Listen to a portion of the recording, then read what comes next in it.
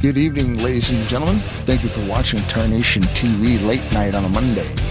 This is the Monday Madness at the Open Speedway Racing League.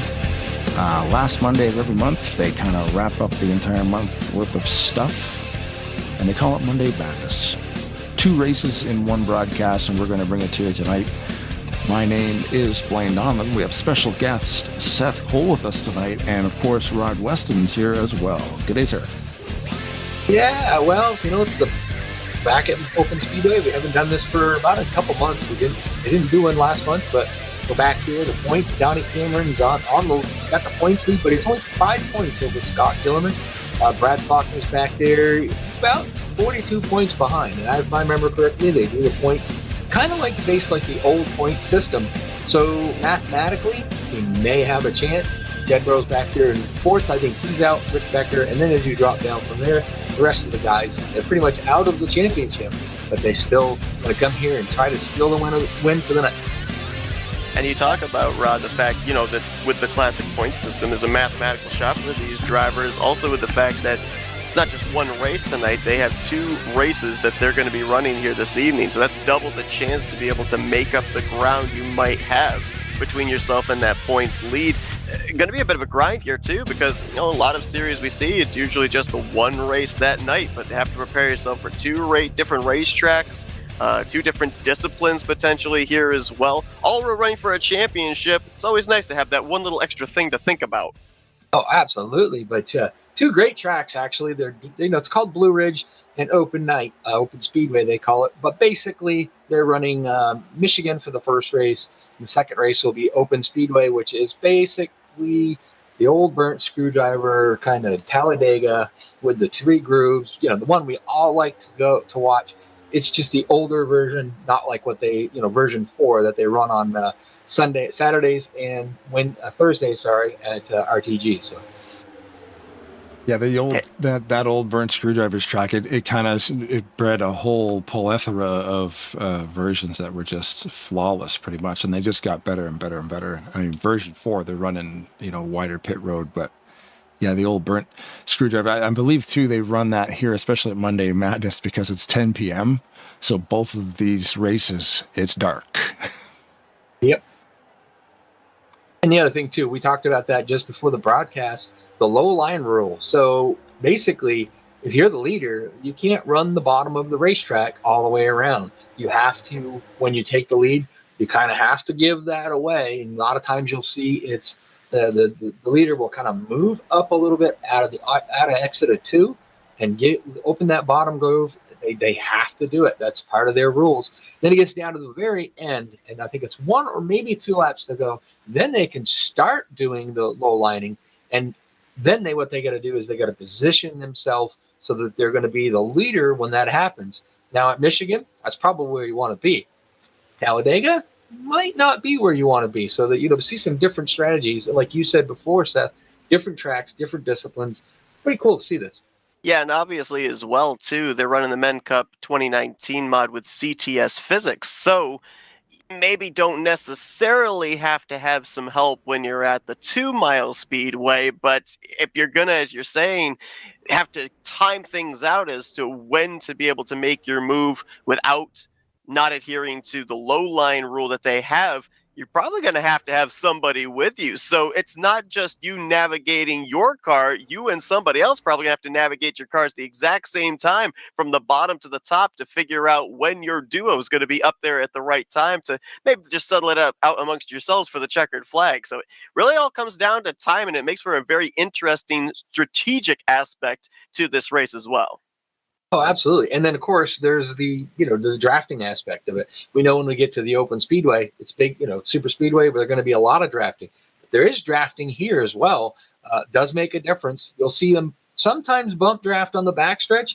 It's not so recommended, I guess, on the front stretch because of being a long, curving, kind of like a D-shaped track. Sometimes that doesn't work out too well if you try to bump draft on the front stretch. And we've got quite a number of drivers here tonight, too. I think by my last count, we've got upwards of 15 drivers that are going to take the green flag. So Obviously, with super speedway racing, even with your 2-mile speedway racing as well, things can be really close. Not a whole lot of room can potentially be given. So the last thing you want to do as well is, get caught up in somebody else's mess, especially if you're in that conversation for the championship here tonight. So while you also have to strategize when to be able to make your moves to the front, you also have to strategize, do I feel comfortable in this situation here? Do I maybe need to throw out the panic parachute and fade to the back? Or maybe do I feel comfortable being up here at the front and have to make the moves necessary to try and keep myself up here at the front? A lot of different choices have to be made as well, and for some of them, they could have season championship ramifications. Yeah, and we talk all the time about how much I do not like super speedway racing, and I'll tell you, racing on Thursday, I'm getting kind of converted a little bit. Getting to that side where I'm starting to like it, and it really depends a lot on racing with the quality people that you race with, and having that third groove, learning to get out of the cockpit, get out of the roof of the car made a big difference as well. But I think now, I used to always say my strategy was just stay in the back, you stay out of trouble, wait till the end of it. Hopefully you're still on the lead lap, you didn't get caught up. Now I think I'm leaning more towards Blaine's strategy. Try to get up to that front, try to get out of trouble. And so even though you'll see me pit early sometimes and get to go to the back, just keep an eye. I'm always working on that third groove, trying to get all the way back up there on the outside groove. Yeah, it's always interesting when it comes to super speedway racing. Every driver has a well thought out plan. And then as soon as the green flag drops, that plan might be out the window, because you might be like, well, this wasn't exactly the scenario I was planning for. But usually no two drivers have the similar plan in that type of a race. A thing that I love too, looking over the point standings here, obviously you named off the drivers that are in the hunt for the championship and everything, but I love the fact that we come into these final two races with really no clear-cut favorites to take these last two checkered flags of the season. A lot of parity here, 6 previous races, and 5 different drivers have gone to victory lane. Donnie Cameron, the only repeat winner. So, I'm seeing a lot of drivers up there in the point standings that are still with a 0 in the win column. Very easily could see them maybe break into victory lane here tonight to close out the season with a checkered flag. Especially when they're going to Talladega. You think about that. Like I said, I'm not a good Talladega guy, but I have an opportunity to win there. If you get the right people behind you, you make the right moves. That's the other thing. You got to make the right moves there. When we get there, that's, one of them guys could come out feeling. The guy that's, John Godfrey is not really high in points. He could come out and steal a win. Just why? Because he can. Yeah, it's that old adage in super speedway racing. If you're in it, you can win it. But of course, as well, got to be around at the end, got to be in the conversation. You can't try and win the race on lap 1, because you make a mistake, you can certainly lose the race in the early going. So again, it's going to be really interesting to see here.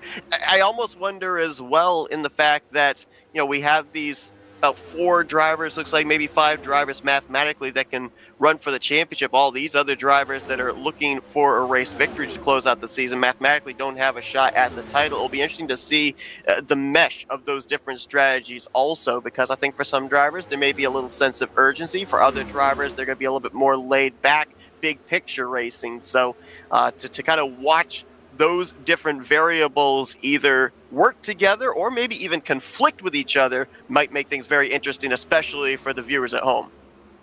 You also got to think about it too, that let's just say you're Dave Davis, there's 6th place in points. Mathematically, maybe you don't have a chance in the championship, but work your way up, finish. You want to see you can turn around next week and say, I finished 4th in points, not 6th. So everybody's still racing for points. They're still trying to get their positions, still trying to go ahead. They just may not be able to actually get there and be the champion. Well, here's the thing, too. I mean, so many times people will say, I'm not in the hunt for a title, but if I can close out this season on a high note, that could build me some really good momentum for the start of next season. So that could be something else that's in the back of these drivers' minds as well. Set the tone for the new season, and then maybe the success you were able to carry out of the final 2 races this season carry right over. And then, one season removed, you find yourself potentially either leading the points or at least in the hunt for the title when the finales roll around next season. As you talked about the momentum, momentum can go a long, long ways. If you've had good races, you come back and you get your confidence up, it really helps a lot. Problem with momentum too is it goes the other way. Yeah, yes. Oh, it can. Oh yeah, momentum's Hey, not always good if it's going backwards. you look at David Chin on Saturday night at ASR.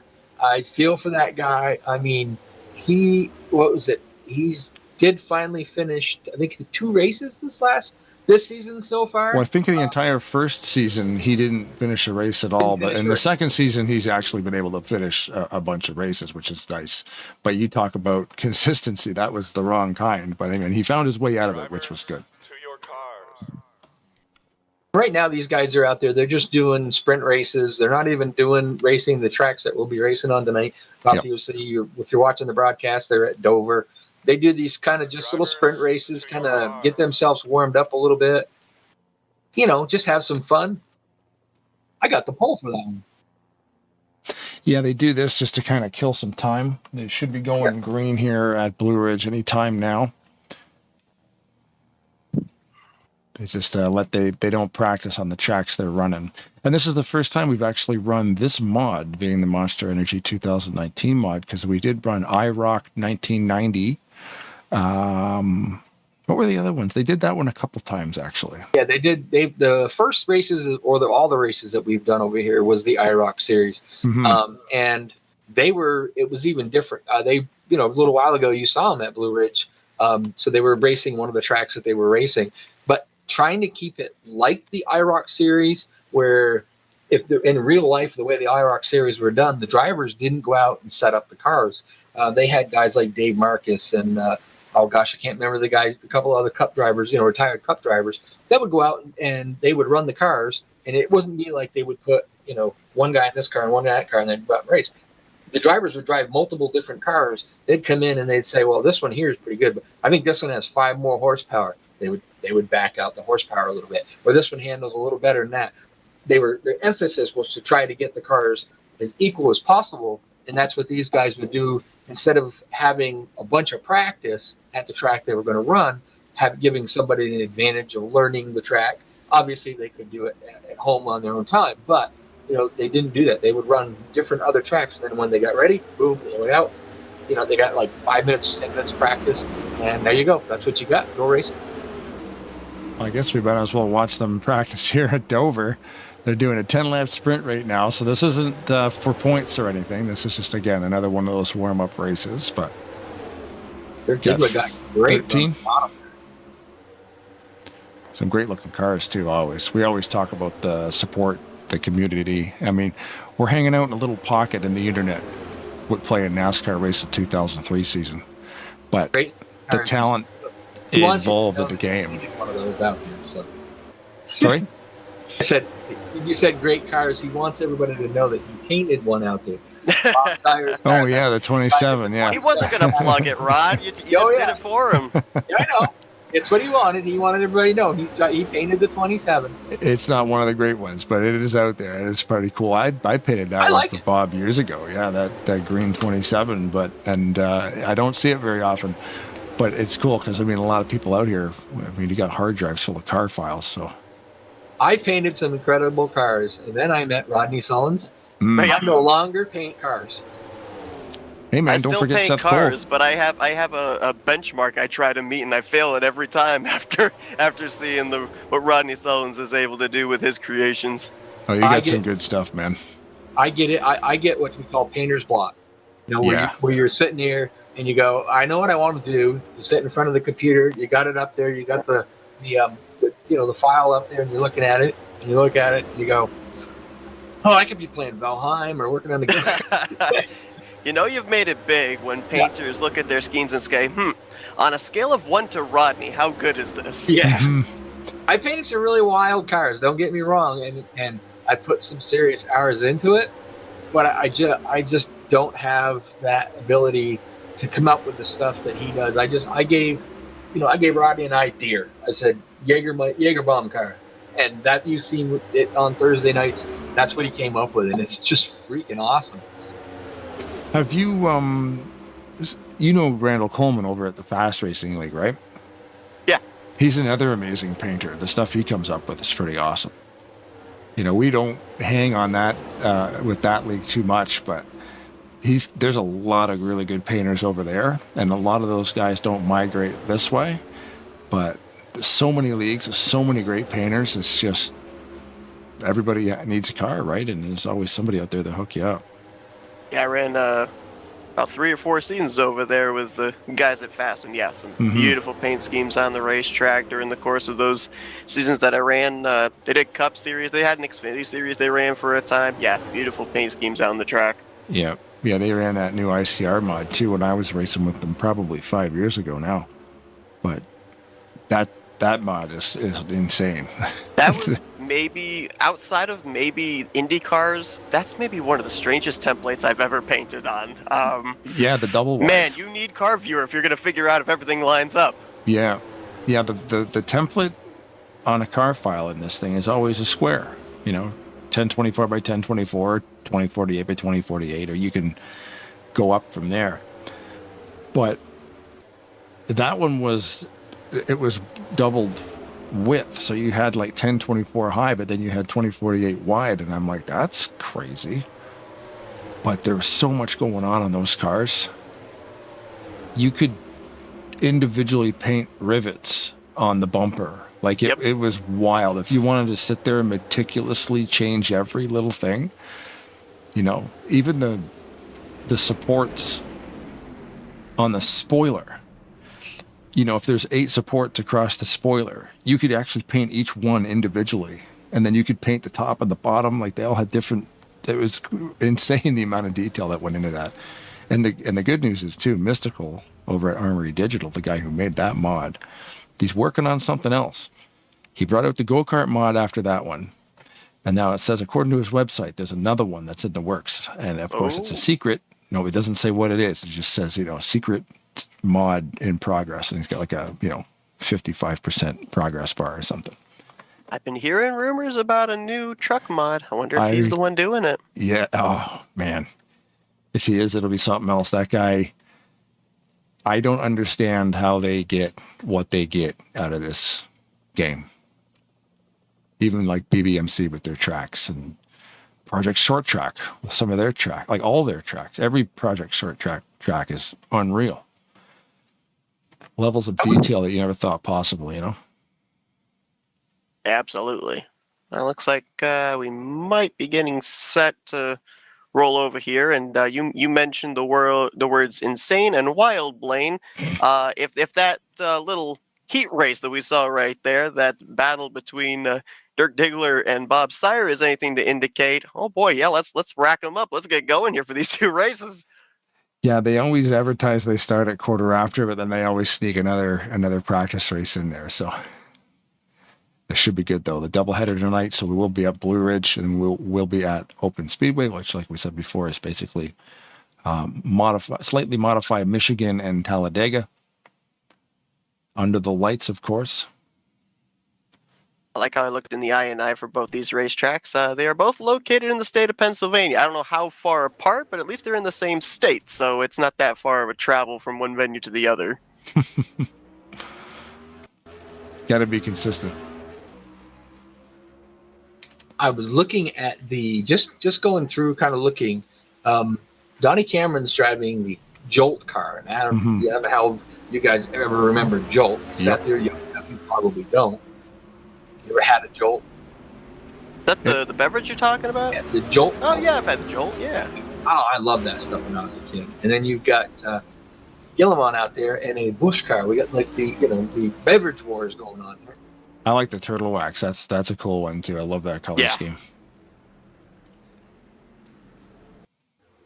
I was looking to see, did Brad Faulkner make it in here tonight? I haven't. Oh, yeah, there he is. 24. I was trying to see what his sponsorship was.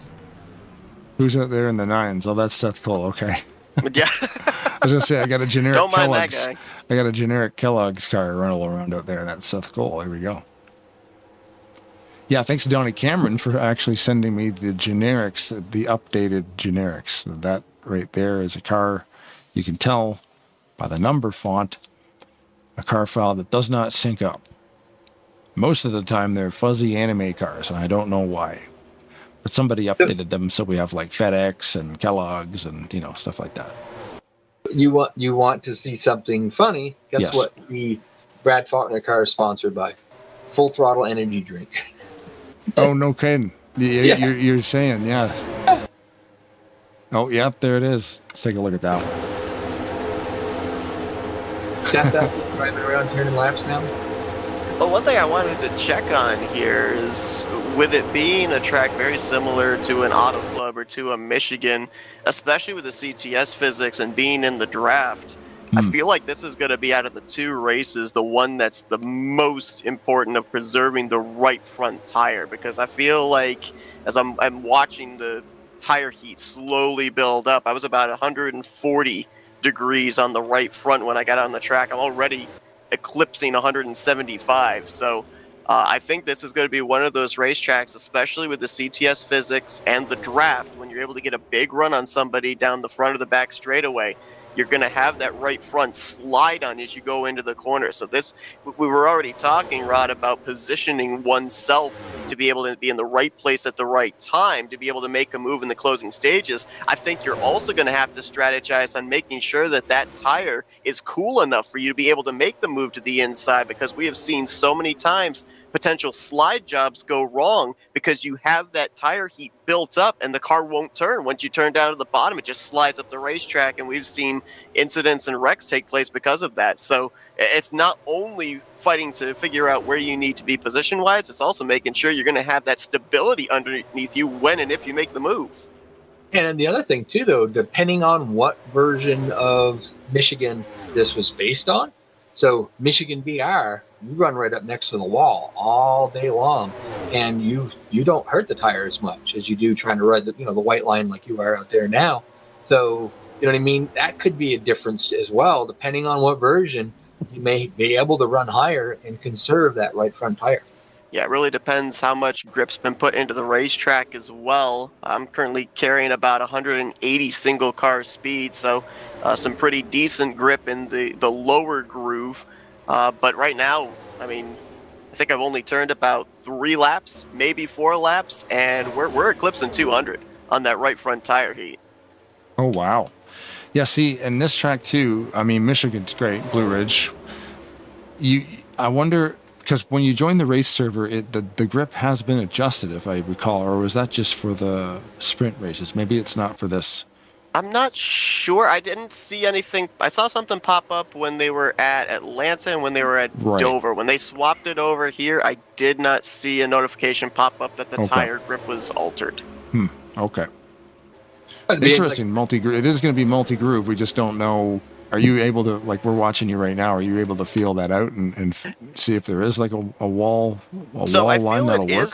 I feel it is multi-groove. I feel you can run up out of the visible dark gray. The one concern that I'm going to have is if you're going to go up here, you're probably going to have somebody. You see right here, the 14 to my inside, that's the shorter way around the racetrack. And I feel like you're carrying just about the same amount of speed no matter which groove you're in. So the shorter way around the racetrack is always going to make up the most ground, specifically through the corners. But if you got it to like Michigan BR, I've ran races there where everybody was running the bottom and I was running right tight to the wall. First 10 laps, they pulled away from me, they were gone. And then after that, I just started reeling them right in because you don't have the tire wear. So it'd be interesting, like I say, to see if that would happen here tonight, or is it a track that you have to run that lower line? I think something else that would play into exactly what you're talking about, Rod, would be if everybody is running down on the lower portion of the racetrack, there's going to be a tremendous amount of checkup on the entry to the corner. So people are going to have to lift out of the throttle. If you're running a little bit higher, middle to outside line, you can probably stay in the throttle a lot longer, so you'll be able to get a much better entry into the corner and maybe make up some ground in that regard. You can have a smoother run because you're not worried about all that traffic and all that checkup. You just kind of stay up there, run your own race, hit your marks. A little bit more room. Speaking of room, you're running out of it. Just a little bit, yeah. I mean, at least it is a straight back straightaway, so you're able to give maybe a little bit of a bump draft, a little bit of a push to the car in front of you. When you're on the front straightaway, though, it's a self-cleaning racetrack. That banking continues from turn 4 all the way over to turn 1, so if you're going to try and maybe push somebody in front of you, got to make sure that bumper is lined up and they don't have the wheel turned to the left, because you could probably liken it to how uneasy we see drivers get when they're bumped in the tri-oval at a Daytona or a Talladega. One thing I don't like about this is the I'd say is the camera views. They probably should have thrown the Michigan camera views in here. TV1 just kind of doesn't work really good out of turn 4. Yeah, the cars are kind of hidden. It's too low.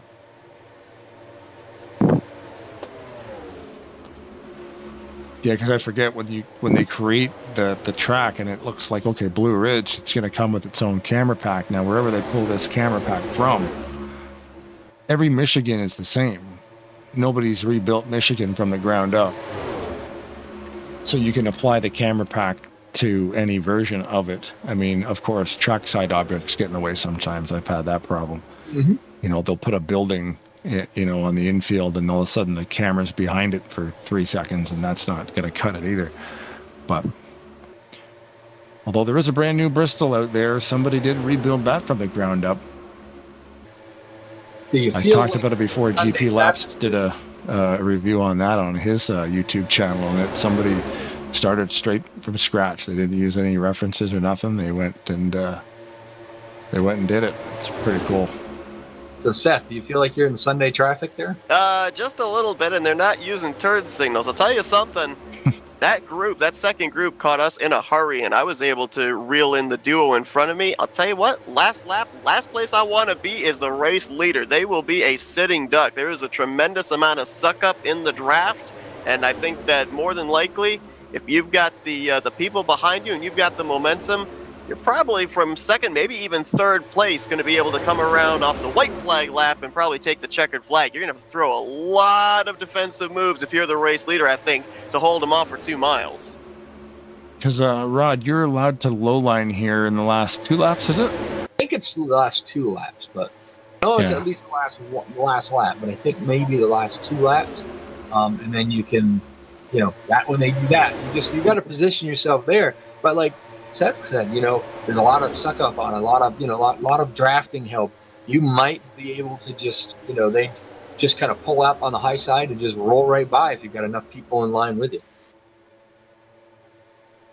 But it's interestingly, tracks like this, if you go to like a Michigan BR, that rule doesn't really play effect if you think about it, because that's a high groove racetrack. Yeah. So, we've seen that too.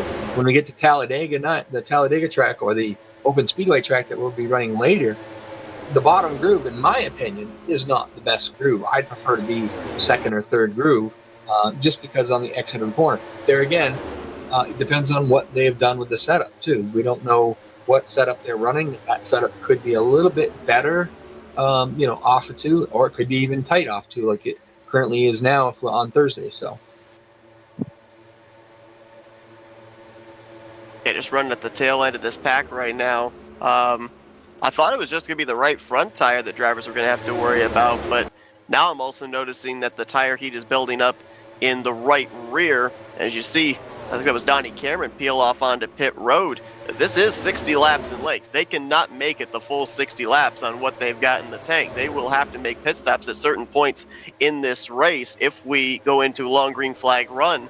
And one thing that I can tell you from experience, specifically at a 2-mile racetrack, is when the tire heat is built up on both the right side tires, it makes it extremely difficult to get the thing wound down when you come off the banking onto the somewhat flat apron in preparation for a green flag pit stop. So these drivers might have to back down the pace even sooner than they would think, just to get the car to turn down to that, only about maybe 20-25 degrees to angle it onto the pit road entry. So make things a little bit hairy for green flag pit stops as well.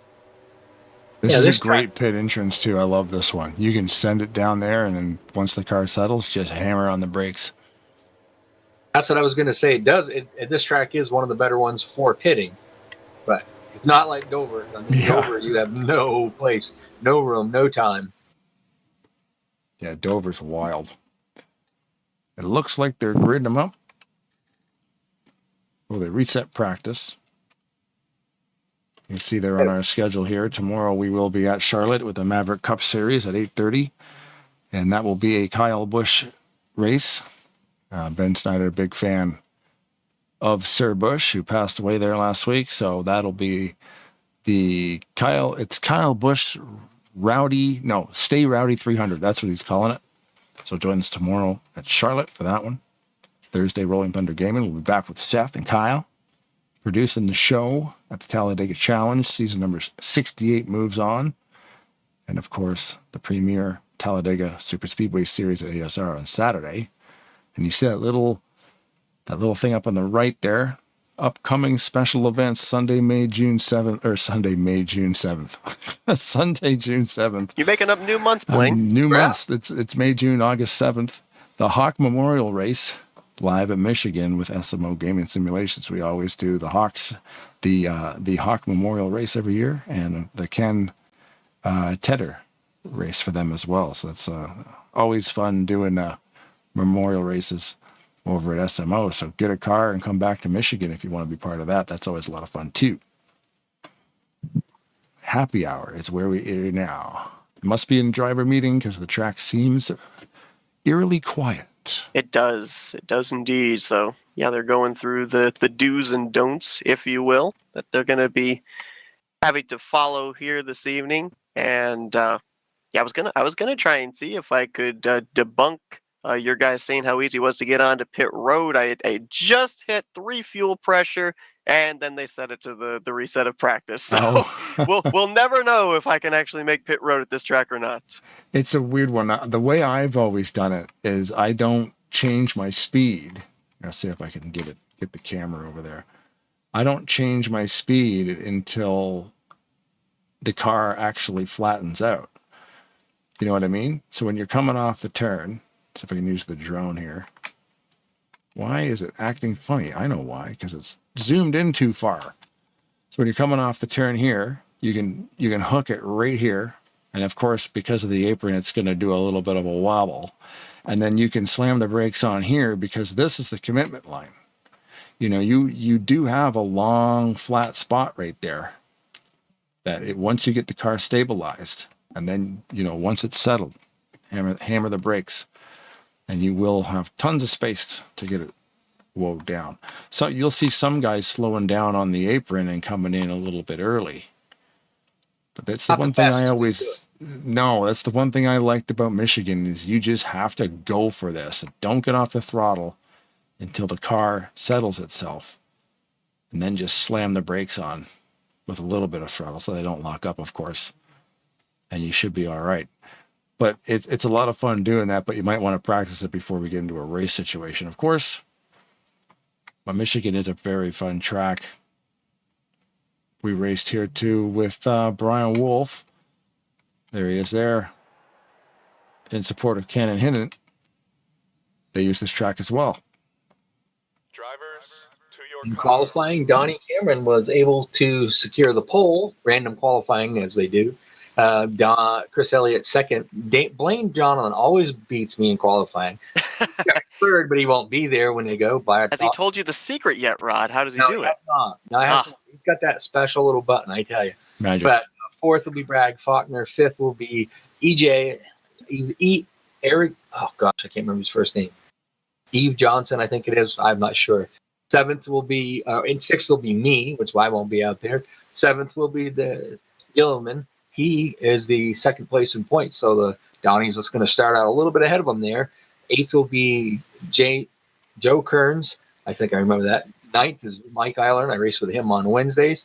And 10th is going to be the one, the only Seth Cole. Seth, I'll let you go from there down. Yeah, you got Larry D. He's going to be in that classic 188 in 11th. 12th position going to be the 088 of Rick K. Currently sits 14th in points, but he can certainly get a win tonight. Pumpkin currently holds down the 13th position in the number 27. Dirk Diggler, who we saw earlier on tonight, pick up that heat victory at Dover. He's in 14th with Ryan DeHart in 15th position. Then you've got the 070 of Rick Becker. He's one of those long shots, 110 points in arrears, fifth in the standings coming into tonight. 17th position going to be the number 86. That is Johnston. Brian Wolf going to be in the 18th spot with 14 of Gary Mingus. And rounding out the field here tonight, going to be rolling off the grid from 20th, but officially in the 17th position is going to be, he'll show up on your screen as DVDN, known as Diver Down. 86 years old and taking the green flag here tonight. I said before before we came on the broadcast, I was talking with a bunch of my guys over in Discord, and I said, guys, we got something to shoot for. We still got to be doing Enter 2003 when we're 86 years old. Yep. There you go. That's awesome.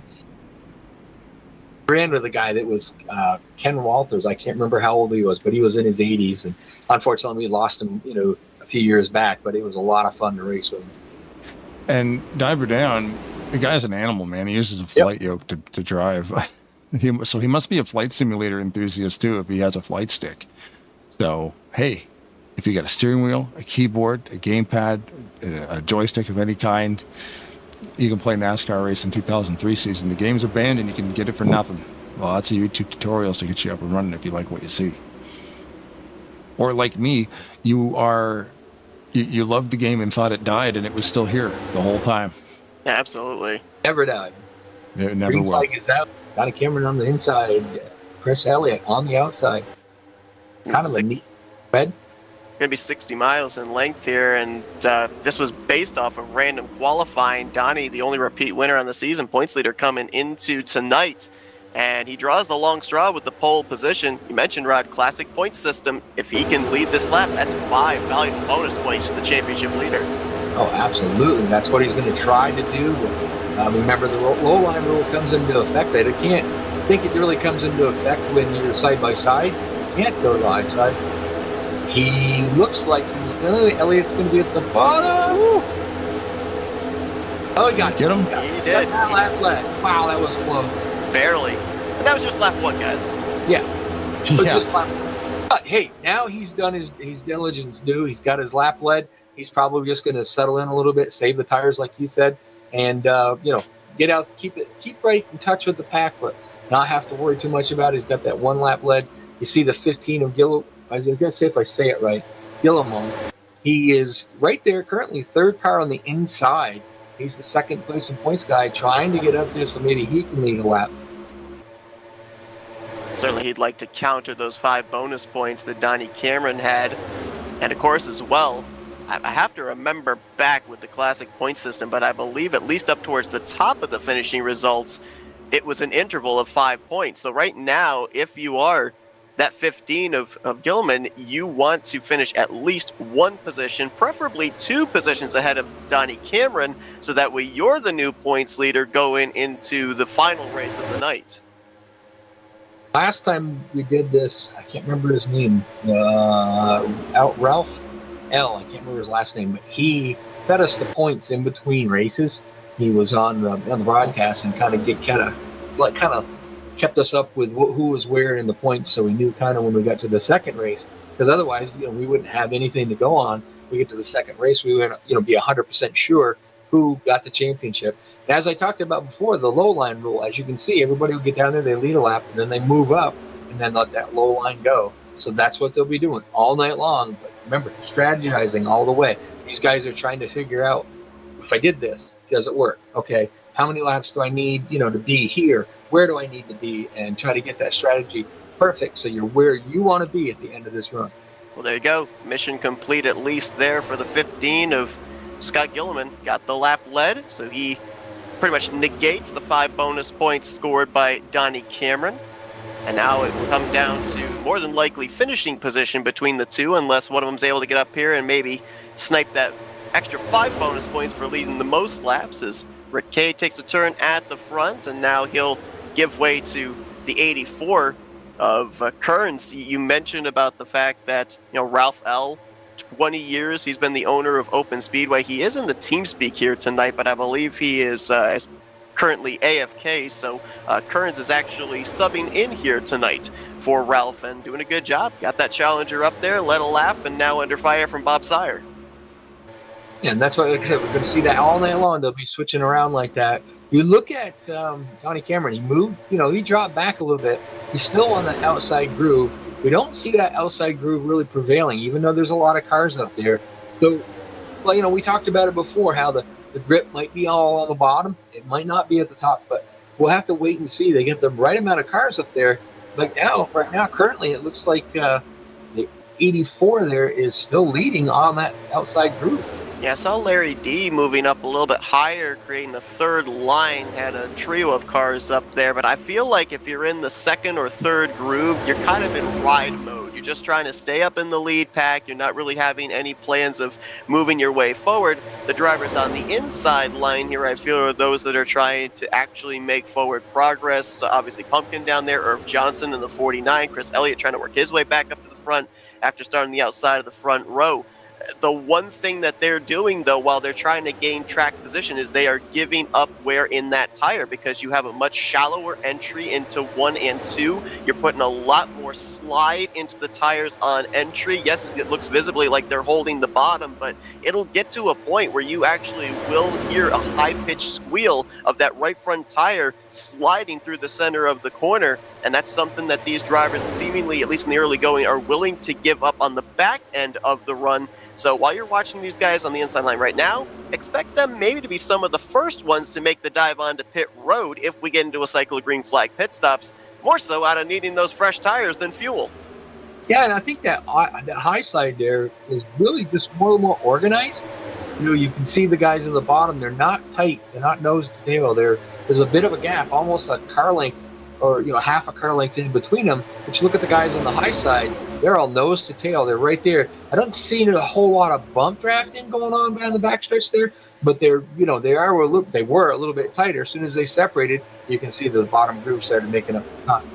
And I think, to your point, that's the reason why we don't see the bump drafting, is because the pack is so tight. You don't want to run the risk of chain bump if you're that third or fourth car in line, just on the off chance that the bumpers up ahead are not correctly lined up. You don't want to cause an incident. And just kind of playing to what you were talking about too, where we're still seeing Kearns in the 084 prevailing on that outside line. You're able, up in that middle groove, to stay in the throttle a lot longer. You kind of feather the throttle when you're going into the entry. The higher up you are on the racetrack, you actually have to lift out of the throttle for a moment when you're on the inside line going into a corner, and that obviously loses you momentum. Did you see the move that Rick Kay and Gilliman made? They went into turn 3, down at the bottom, just cut right across Bob Sire's nose. And Rick Kay was able to lead that lap, pulled immediately to the high side like they're supposed to, and now Gilliman's going to try to see if he can get out there and lead another lap.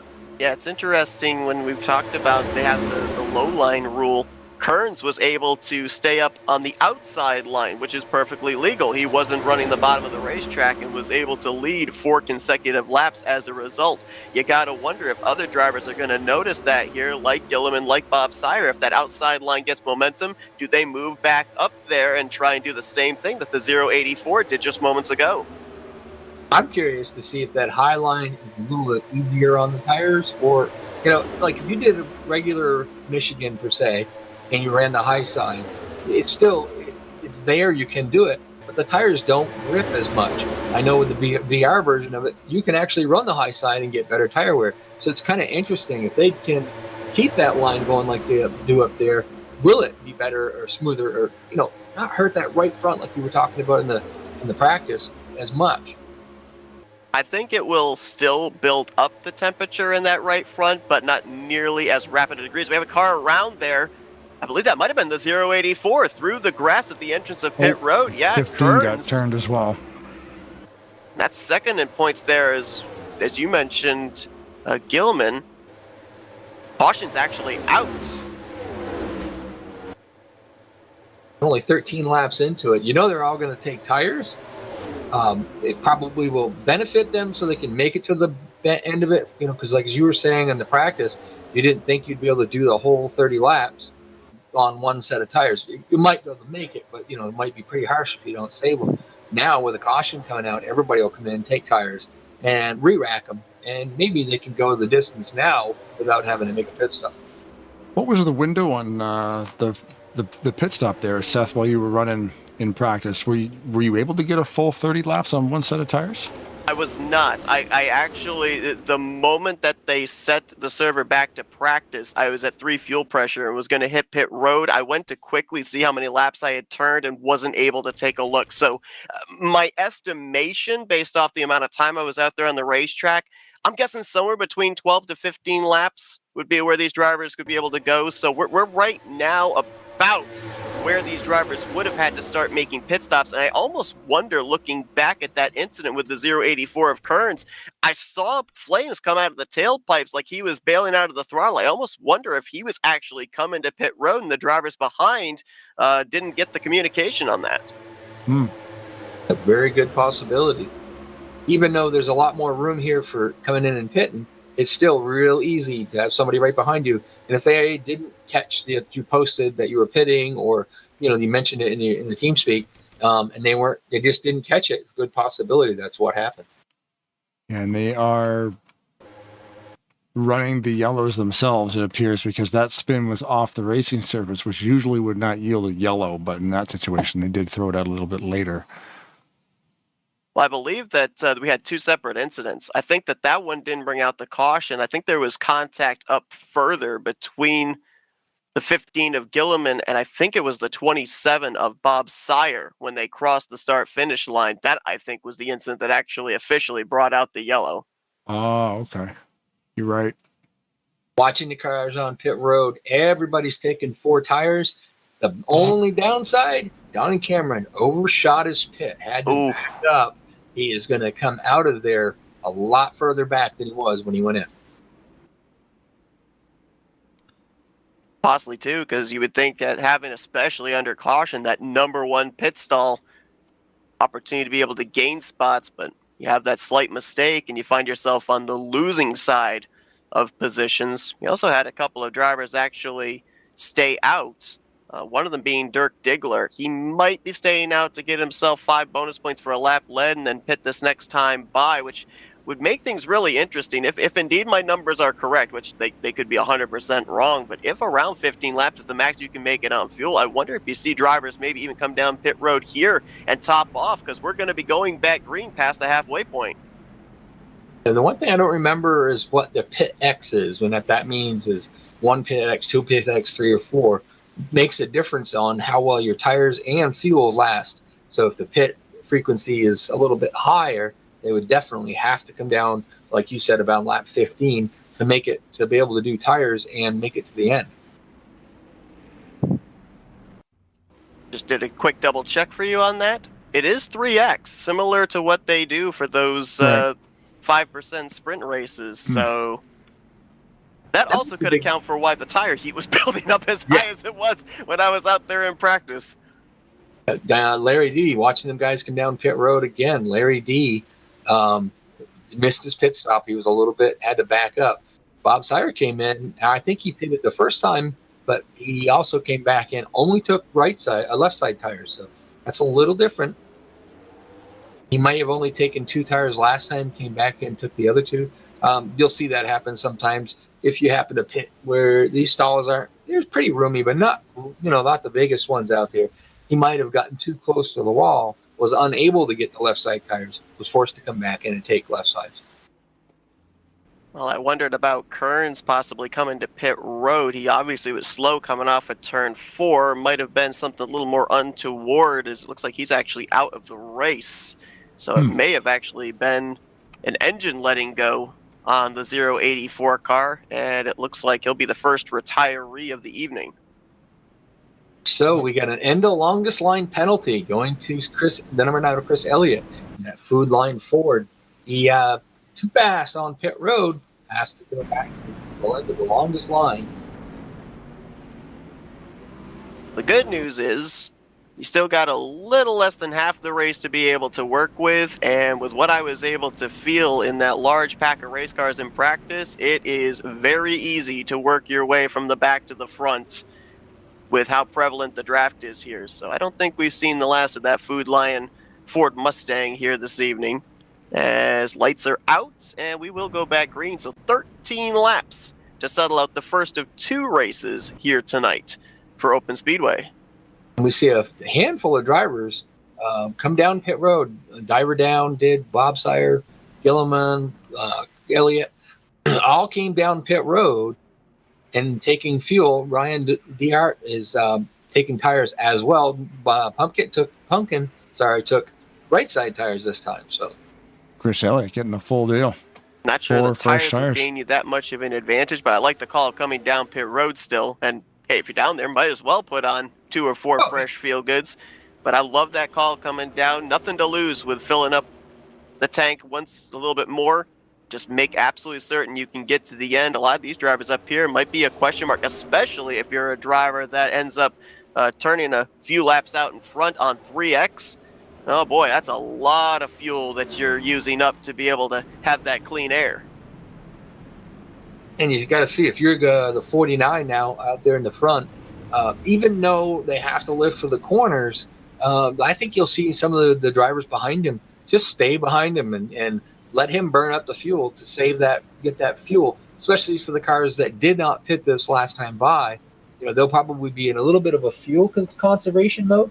I think you'll see even the guys that pitted do the same thing, but eventually they'll get to a point where they're like, all right, we can go now, hammer down, and the guys up front may not have that much fuel. Pace car is on pit road.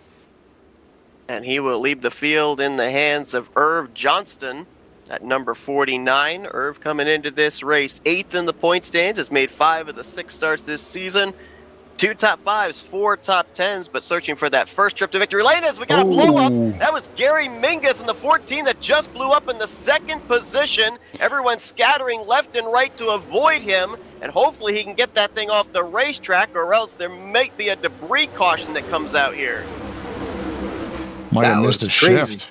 Yeah. He might have missed a shift. Everybody, I mean, you end up having a blow up at the front of the field on a restart. More than likely, you have drivers piling into each other or getting into each other door to door, trying to scatter, but they did a great job of getting around, but that has certainly split the field up. Got a 2-horse race for the moment here with Johnston versus Cameron. Ireland currently all by his lonesome in 3rd, and then you've got, I believe that is the 86, I believe, of Johnston behind him, and the 008 of Rick Kay, and look at that. That's what I was talking about. This is the power of the draft. Look how quickly they reeled in the top 2. Yeah, you got Irv Johnson and I can't remember his first name. They're brothers. Oh, are they? I call them EJ and DJ. Oh, cool. Let's see. I can't remember. I can't tell you the name of the second. It shows up as just D. Johnston on both the running order and the point standings. He didn't type it in. Yeah, but it's DJ and EJ. I've raced and in TeamSpeak, Daryl. Oh, Daryl Johnson. There it is. There we go. There we go. We figured it out. Mystery solved. Yep. Here comes Rick Kay on the bottom. They're still on that no low line rule. They're still taking advantage of the fact that they can come out and lead a lap. They want to go 3 wide here. Holy moly!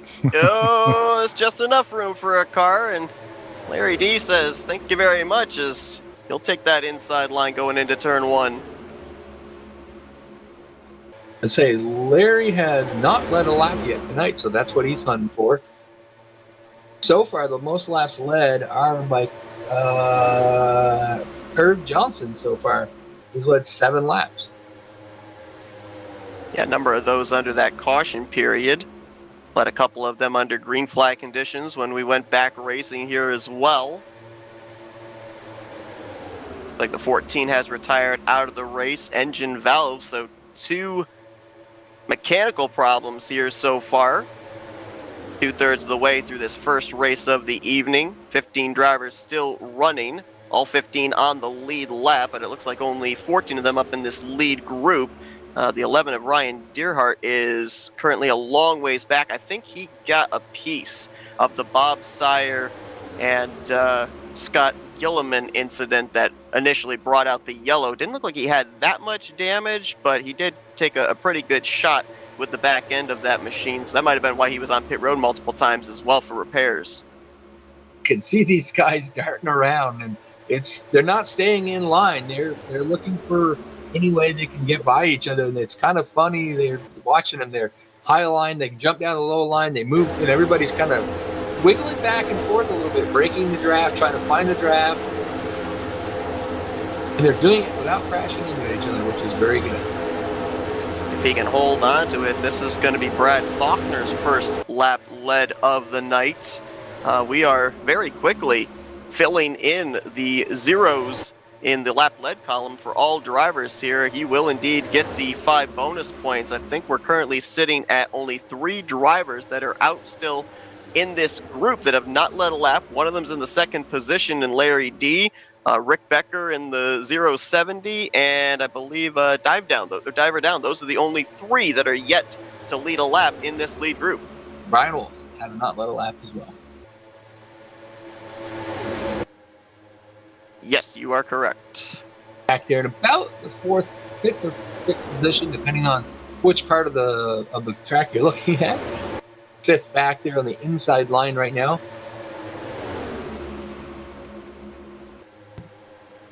He's now got the lead. See if he can hold it for 2 miles. It's going down the backstretch there, so he's still got to get through 3 and 4 and down that front straight. As you talked about earlier, that draft is very prevalent. We're not sure how the rule goes, but how low can he run and when can he run that? Oh, no. Through the grass. This more than likely will not bring out a yellow that far off the racing surface.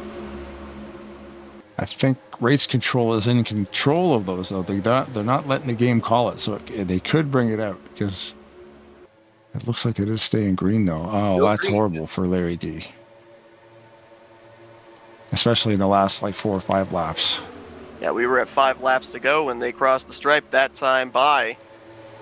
So even if we were to get a caution, probably wouldn't have been enough laps left if we'd gotten back green to be able to work his way back up to the front where he was running at the time.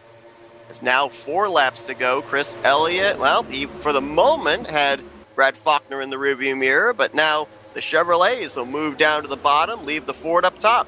This is interesting to see what Elliott will do because you're not allowed to block that low line until almost now, really.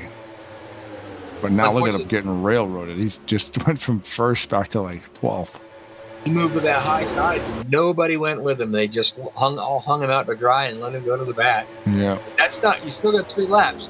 He still has a chance. He's just got to get that draft and just get the right line that'll bring him up there, and possibly he could still come out and win this thing.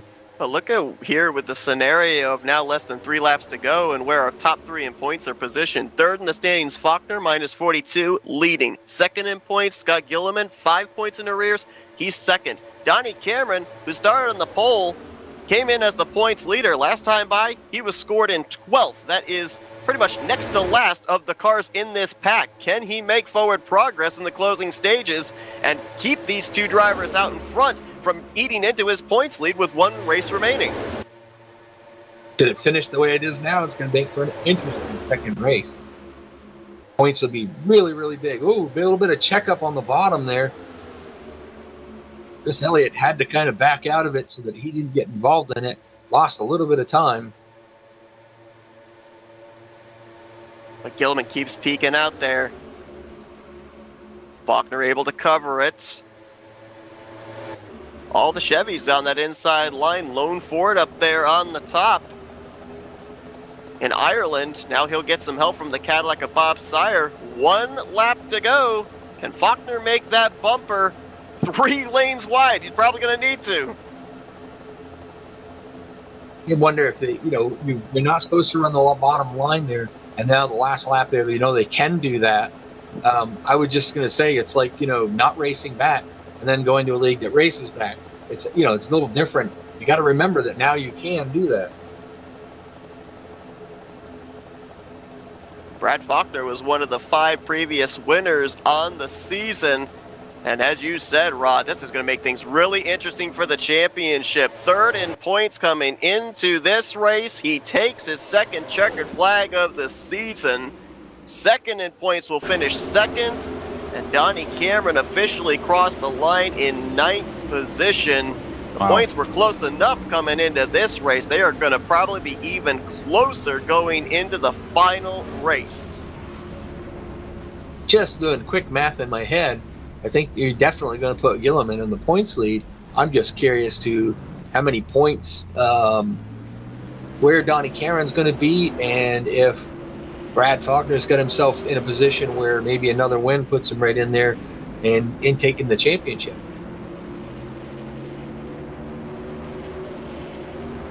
I'm trying to recall, I believe back in the classic point system, you actually ended up getting some invisible bonus points for winning the race too. I think it was 185 points that the winner would get, and second place either got 175 or 170. So that is a lot of ground that Faulkner is going to make up here with this victory. I think it was 180, 175. Of course, you got 180 because of you had led a lap, and if you led the most laps, it was 185. Yep. Okay, I think you're right. He didn't lead the most laps, so that's not going to help him out there. Most laps were led by Herb Johnson, so which will help him out in his quest for moving higher up in the points. Herb's currently in 8th place. He's Ken Kunksbury's not here tonight. That he's going to make up time on him. I don't even think I saw Dave Davis here tonight. Nope, he wasn't. So Herb's going to move himself up probably at least in the 6th after tonight. If the second race goes well for him too. And even still, Herb was up there in the lead, as you mentioned, ended up leading the most laps. Didn't quite get the finish he was looking for, but we'll have to see. Mathematically, may not still be out of it. We've already, in this first race, seen a couple of drivers had to go to the garage area before we took the checkered flag. Trouble could strike for Faulkner, for Gilliman, for Cameron in the final race, and maybe open up the door for Herb Johnston to be able to make a move. And for the championship here, we'll have to wait and see how it all settles out in terms of how the calculations go. But very impressive, 30 laps here, and we only had that one single caution.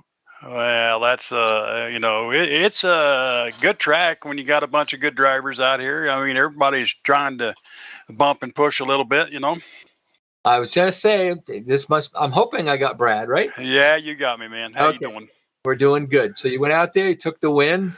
That helps you big times in points, Well, I know, but I don't know if it's going to be. I don't know if winning in the next one would get me there or not. But I don't know for sure. But I try to keep the nose clean early, and that was tough to do, because you got to have it at the end, Absolutely. Seth, do you have any questions for Brad? Yeah, I mean, obviously, I went out there and did a little bit of practice laps with you guys. It seemed like the draft was really, really strong, and I said, maybe you don't want to be that lead car in the closing stages, but you were able to keep them in the rearview mirror. Well, so what'd you figure out for that?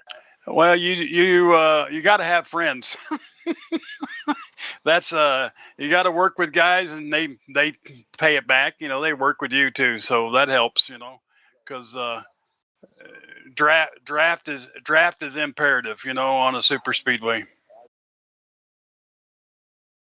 All right. Well, there you go.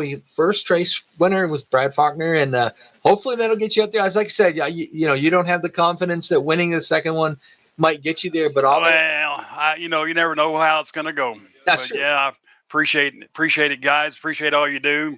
Appreciate Ralph and all the other admins in here, Larry and Dennis and Donnie and RK. Yeah, the guys do a lot of work in here sometimes, so it makes a big difference. All right. Well, get out there, kick some butt, and get yourself another win and get yourself that championship if it is possible. So good luck. Yeah, that's true. Appreciate you guys, man. And like I said, I appreciate everybody that comes out and watches us. It's great. Appreciate it. All right. Well, good luck, buddy. Thank you. Well, there you go. The first race over and done with. We don't know if we're going to get any points updates, so we're going to be kind of blind, but that's okay. We'll be keeping an eye out for it. But yeah, there I finally got the export up on screen. And Brad Faulkner, congratulations, race number 1 winner. Yeah, it's interesting too because we had Blaine. You were diligently writing down some different notes about the drivers in the field here. Maybe not a lot of people familiar with Open Speedway or the drivers that take part and everything, and some interesting tidbits. Brad Faulkner, with what we saw there, he used to be a drag car racer. You're supposed to just go straight with those things, not turn the wheel, right? He did a pretty good job of making sure that he was very smooth on the wheel, kept them all at bay there because It was definitely seeming to me like if you were specifically with the line he was running, he was like middle line on that final lap, leaving the door open there on the bottom. But it looked like he had a pretty good drafting partner in the 15 that helped keep him out in front. Now we go to something a little bit different. Now just a bit really pays big dividends. I'm pretty sure it's going to be random qualifying again. We love this track. I mean, 3-wide racing all night long. Leagues are built around just this one track. Yep. Yeah. It's a wicked track. It's a lot of fun to race. It sounds funny me saying that, but I'm warming up to it. I kind of like it. He's caught the bug. Yep.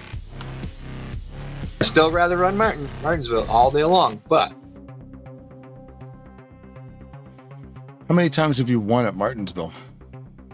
Too many to count? God. I don't know. Yeah, I used to dominate, and then I kind of accidentally gave one guy my setup. Oh. And that changed that whole complexity. But especially in an open league, right? You don't share that stuff. I've lost races there, dominating. Had all but 3 cars a lap down. And those cars were at the verge of being lapped. Unfortunately, what makes me pretty quick there is the fact that I run a lot more gear than anybody else does. As soon as I realized there's no way I can make it on fuel, I started backpedaling, and that's what kept them guys from going another lap down. Unfortunately, the race went, it went green all the rest of the way, and I ended up, I think, at like 5th spot, 1 lap down because I couldn't make it on fuel.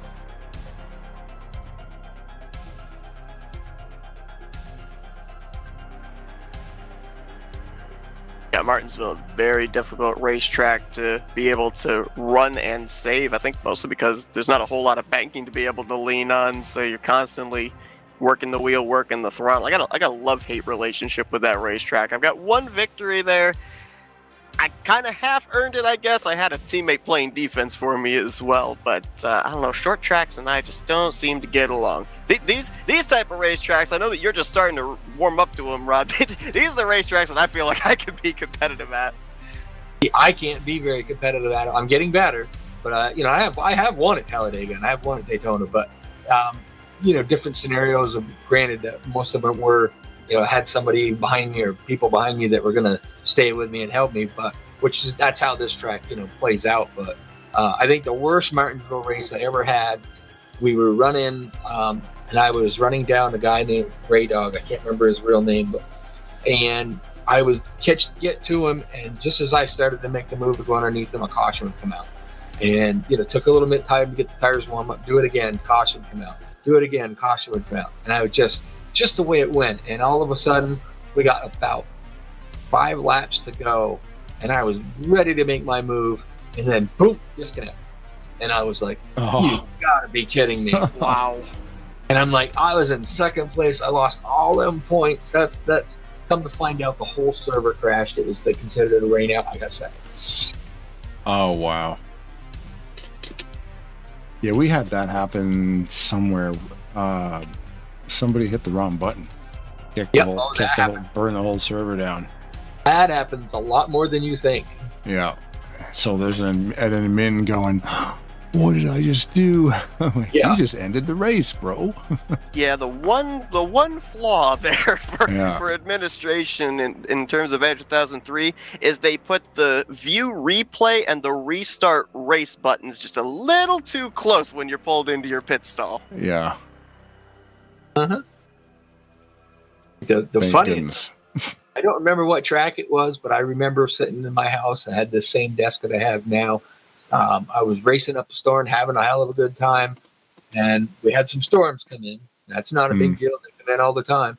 And I'm sitting there, got the lights on behind me, got cold drink, got the wheel in the hand. I'm going along, and all of a sudden you hear this loud kaboom, and then darkness. Like lightning hit the pole. Oh, shoot, hit the transformer? It blew up the transformer. Oh, goodness. Shredded the whole deal. I'm just sitting there in the dark, holding my steering wheel in my hand going, Now what? Yes, the race is over. Yeah. Well, it's still going. You're just not in it. Yeah. You just need that generic spotter. It's over. We can't fix that damage. Yeah. Yeah.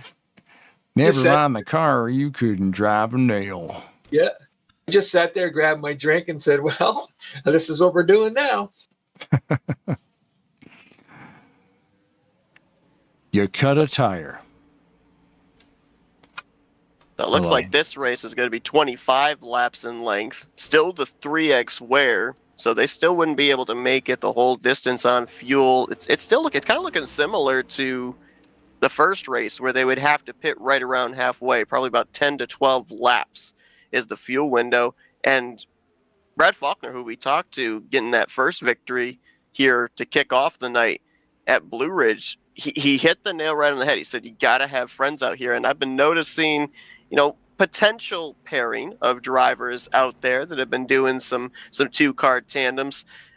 It's interesting, right? When you have not only a series that ends a season at a super speedway, but a super speedway series overall as well, where you have to rely on friends to be able to win a title. So you got to wonder how many favors are being called in by those three drivers we've kind of been looking at here: Cameron, Gilliman, Faulkner, the three potential favorites to win this championship. How many favors they dialing up here saying, hey, I'm trying to win a title here. I'll even push you to a victory if I finish second to you and get as many points as I can. Well, I'm sitting here chuckling while you're saying that. They just went through quick random qualifying. Guess who's on the pole? I finally beat Blaine. Oh. Hey now. There you go. You got the pole, too. Look at that. Yes. Yeah, well, we'll go through that real quick. Rod Weston's going to start on the pole. Of course, that doesn't mean I'm going to be there, but that means that Donnie Cameron will be moved down there. But second is driver down. Third is going to be Donnie Cameron. Fourth, EJ. Fifth is going to be Larry D. Fourth is going to be the 14 car. Seventh is going to be R. Baker. I don't remember his first name. Eighth is going to be Joe Kurz. Ninth is going to be Rick K. And 10th will be Dirk Diggler. I will let you do the rest. Yeah, so Scott Gilliman, who came into the night second in points, finished runner-up in that first race. He's going to be outside the top 10 for the start, but he'll be able to make up ground from 11th spot. Driver he helped kind of push to the victory just moments ago, Brad Faulkner, will roll off from 12th, looking for back-to-back victories. Then you got some broadcasters filling up a blank 7th row there, myself and Blaine. Then you're going to have Ireland and Daryl, there we go. Yeah, I had to look back at the TeamSpeak again there. I was going to say DJ, running there for the 8th row. Ryan DeHart, Pumpkin back in row 9, and Brian Wolf will bring up the rear of the field. Looks like it's going to be another 16 drivers here in this race to take the final green flag of the season. 25 laps. It'll go by pretty quick. And as you said, at 3X, if it goes green all the way, we're going to see some green flag pit stops. It'll be interesting to see if they can make it to the halfway point, or is it going to be too much so they have to do a 2-stop strategy.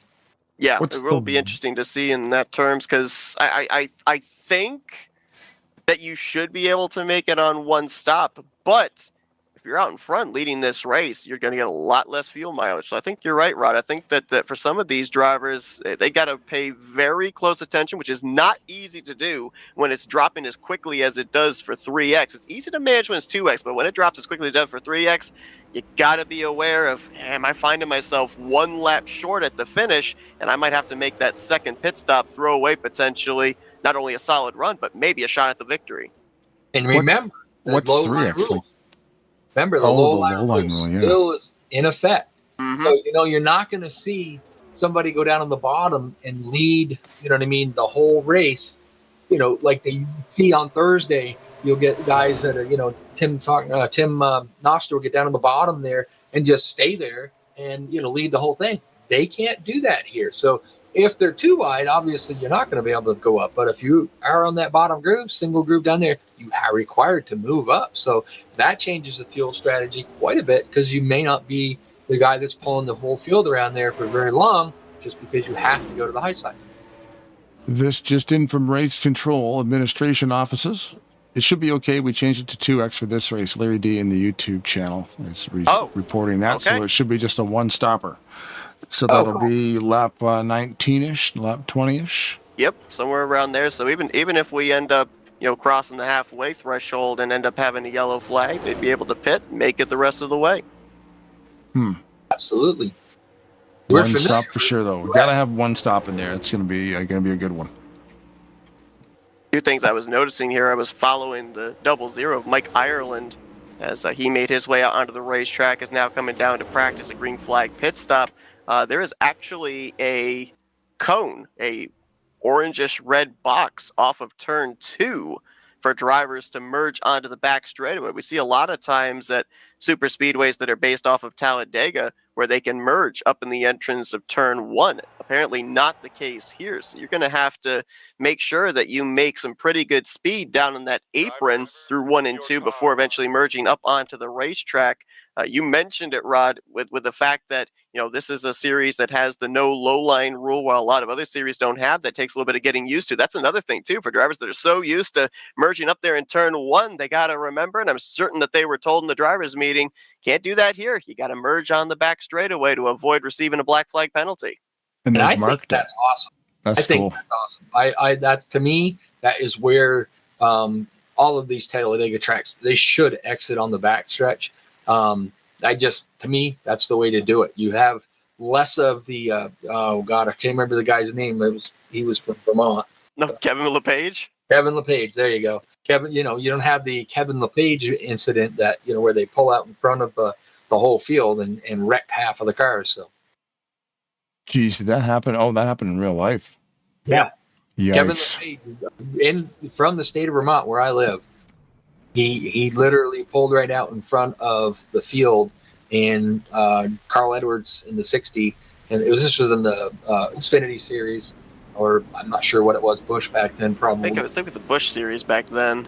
Yeah, and he piled right into the back of him and destroyed about 5 or 6 cars eventually. Wow, I realize you can merge into the turn, but if you see a pack coming, you gotta have the common sense to say, okay, I gotta stay down here because there's a pretty thick wad of cars coming. You can't be jumping up there. That's wild that his spotter didn't relay that. I was just gonna say, Kevin LePage takes a lot of the brunt for that, but there again, what was the spotter telling him? So that would be right. One of the concern. You see, Donnie Cameron switched cars, different car for this one. He did. Out a super speedway car, beautiful green Jolt car. I like green, so I think that's pretty awesome. Yeah, with you, Rod, having the pole position but not starting, that whole inside line moves up. So technically, I guess we could put an asterisk by it, back-to-back races, that Donnie Cameron gets to start on the inside of the front row. Didn't net him a front of the field finishing position in the race at Blue Ridge, but he's certainly looking to change that here. Would certainly like to go coast-to-coast pole to win. Not an easy feat to do, though, at a super speedway. That's the thing about this track. We know just from the experience that we have out here, the better groove is the middle. Most of the drivers want to be in that middle groove. So if you can go out, lead your lap, get up in that middle groove, you've got the right people behind you.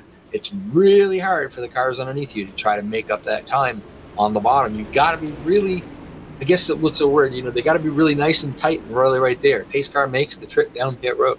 I mean, with a pit window now of around 18 or 19 laps, when do you go? Do you cut this race in half? Maybe go in at 13? Or do you run the thing dry till 19 or 20 maybe and come in and try to get going for the last 3 or 4 laps? Because it's only 25 laps on the clock, right? I don't dislike the thought if we go green the entire way, as here we go, racing in the finale. I don't dislike the thought if you're able to have maybe 4 or 5 other drivers on the same strategy as you come down pit road at the halfway point. That way at least you have drafting help once you leave pit road. I don't dislike that strategy. The one thing that I'd be a little bit concerned about, though, is you pit that early on, you're going to spend more time on pit road taking on more fuel. If you come down pit road later on when you're close to maybe running out, you're taking on less fuel, which means less time on pit road. So I don't know. I feel like it's going to be very split strategy in that regard, and we may not even get to the point where these drivers have to think about that, depending on when and if cautions fall. But we only had one caution back in that first race at a 2-mile speedway, so who knows? We may end up staying clean and green here for the entirety of this final race. Yeah, because the way that these guys conserve fuel, they could pull off a 25-lap race probably. I mean, you'd need a lot of yellow flags to make that happen, though. Larry D just sneak out of the way and got the first lap led there. Donnie Cameron was on that high side, driver down was right behind him, just pushing and pushing and pushing. But Becker gave Larry D a really good shot and got him across the line just before, just ahead of Donnie Cameron. Yeah, I don't know what it is with these guys in the first lap of the race here tonight. First lap completed back at Blue Ridge. It was 7/1000ths of a second, the interval from first to second place. This time, first lap here, it was 6/1000ths of a second. So do we need to tell these guys that there's still another 24 laps to go? Looks like Donnie Cameron's going to get a chance to lead this lap. Kind of jump down to the bottom there just to get pushed by Irv there. He's going to have to, he's on the bottom now, but he's going to have to get rid of that bottom groove when he comes off the corner here. So something I was just watching here with these guys, specifically those in that middle line, and of course as well, it can be dependent on what the grip levels are of the racetrack. It can also be dependent on what the setup is like. But at least through 1 and 2, maybe that middle line wasn't very organized, but it looked like the inside line temporarily was a little bit better. Now as we see Donnie Cameron migrate up to that middle, it looks like they've gotten themselves organized a little better, and they're holding side by side with the 49 of Johnston. So I was wondering for a moment if maybe, just maybe, this was going to be one of those rare occasions where the inside line was going to be the preferred line. Right now it is they just don't seem to be able to get organized up there in those upper two grooves. We've seen them run there here quite a bit, and kind of, if you're on the bottom groove, usually you get a little bit better run in the corner, but the outside groove, if they're formed up pretty good, they get a better run off the corner down the straight. So that high line, everybody is just trying to jockey around. It's not getting a good bunch of cars nose to tail. Doing a little bit of pushing. You need to do a little bit of pushing on them. For some reason, they have just sent Donnie to the outside, and you want to send him all the way to the back. We saw Larry D lead a lap earlier. Oh, sorry, not being able to block that low line, right? You see how far back how far back he drops and how fast it happens. Oh yeah. Well, he got shuffled all the way to the third line, too, so he went all the way to the rear of the field, which maybe is by design as well. Remember, we talked about what the situation is for fuel is. Whoa! Trying to save it. There's the 12 and the 87's around as well. That's going to definitely bring out a yellow. Donnie Cameron almost made it through there, but got clipped by a car. He was so close to making it. I think that was Diver Down in the 12 who had somebody up into his driver's side door for a majority of turn 2. Thing finally snapped around, as you said, clipped the right rear quarter panel of the 87 of Donnie Cameron. Looks like the 15 of Gilman's going to lead us back here to the caution. And I'm pretty certain that we are a couple laps south of them being able to make it on fuel. So you might have a mixed bag of strategy here. You might have some drivers that come down and top off the fuel tank. You might have other drivers that elect to just stay out and keep the track position. That's a pretty good call there, because I would think everybody would want to at least come down and get fuel. Tires probably are not going to be a concern. With a 25-lap race, I think you could go all the way on tires and not worry about having to change them. But definitely fuel is going to be a concern. Like you said, if you come down now, you pit, but you can, and you're going to have to pit later, but you get smaller amount of fuel that you have to take. I think everybody comes down, pits, and sets up for that strategy. Well, we talked about how at this racetrack, usually it's that middle line that's the preferred line to run. Main reason is because on that inside line, cars will get really tight, push up off the corner exit, specifically off of turn 2, and looks like that's what caused this first caution of this race. The 24 last time out's winner, Brad Faulkner, pushing up into Bob Sire, who was the middle car, and then unfortunately, Diver Down was the car between them and the outside wall, and the 27 tried to get off him, actually tried to save him, but just could not do so. And Diver Down goes around, and then also the 87 of Donnie Cameron. The good news for both of those drivers is doesn't look like they hit anything. They can come down pit road, replace those tires, and continue on in the race. Everybody except for Brad Faulkner and Rob Sire, the 14. They were the only 3 cars that stayed out. Everybody else came down pit road, but I think you'll see Faulkner's going to get his lap led, and he'll come down pit road this next time by. Kind of curious to see. You see a few people taking tires. Obviously, Diver Down's taking tires. He was in part of that where it slid around. So, and Donnie Cameron's taking tires as well. So. Yeah, we've talked about that in the past too, of like you take tires even though you don't really need to. There's a potential of a gun jam, and then you end up getting stuck on pit road for a couple more seconds. I think those guys had to pit. They both spun around. Mm-hmm. The tires weren't terrible, but yeah, go pit, come in, get 4 brand new fresh tires. You're going to be at the back. You'll have better tires.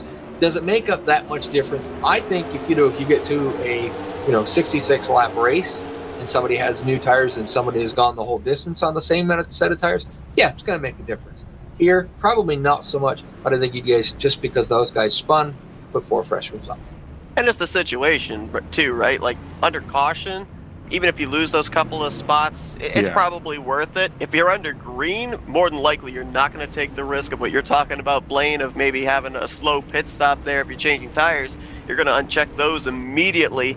Maybe if you're taking 2 cans, you'll go for 2 tires, so that way if a mistake happens, it'll be done by the time the tank is full.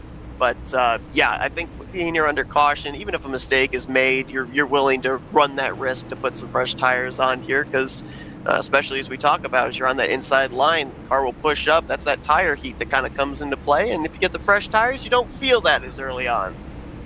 Look into the chat. Of course, we've got Larry D. He's been feeding us information in there. Robert Spring's been popping in a little bit. My daughter Mackenzie's been on there. Pumpkin, he says this caddy is built like a tank. Thanks, Blaine. Tarnation TV. Had to add that in. We saw the 24 and the 27 both stay out that extra lap, Faulkner getting the lap-led bonus points.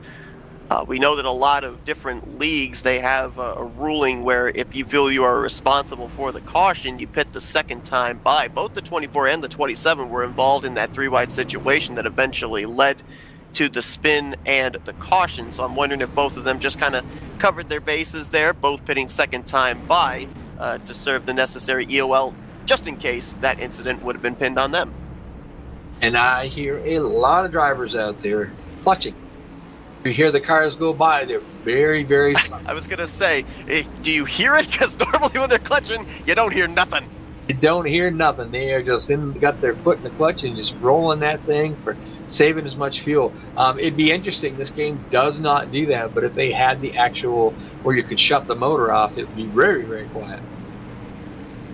Yeah, we ended up having a couple of extra pacing laps here, and we still have the lights on the pace car, so we're not going to be going back green until we get to probably the start of lap 10, completion of 9, if the lights go out this next time by.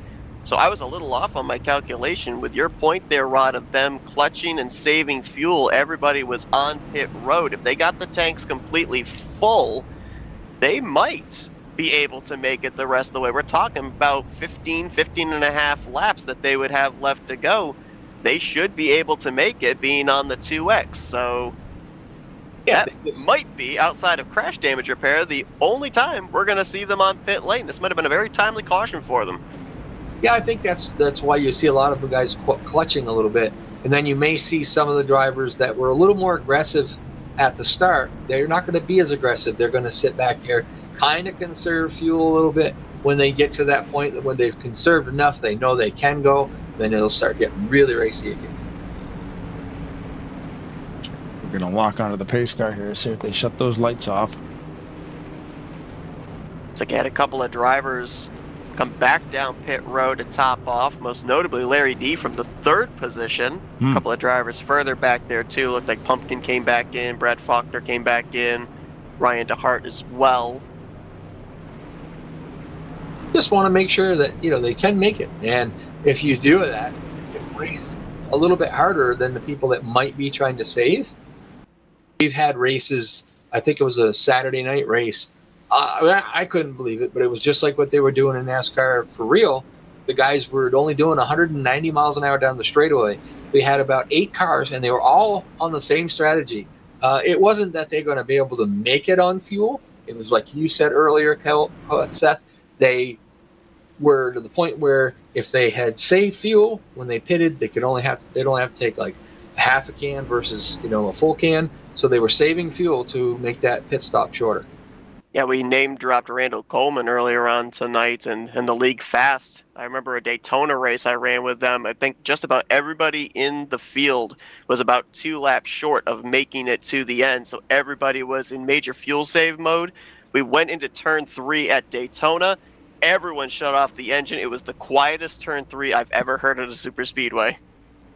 So basically you were watching e-racing. Pretty much. That's pretty much what it felt like. That's cool. That's crazy.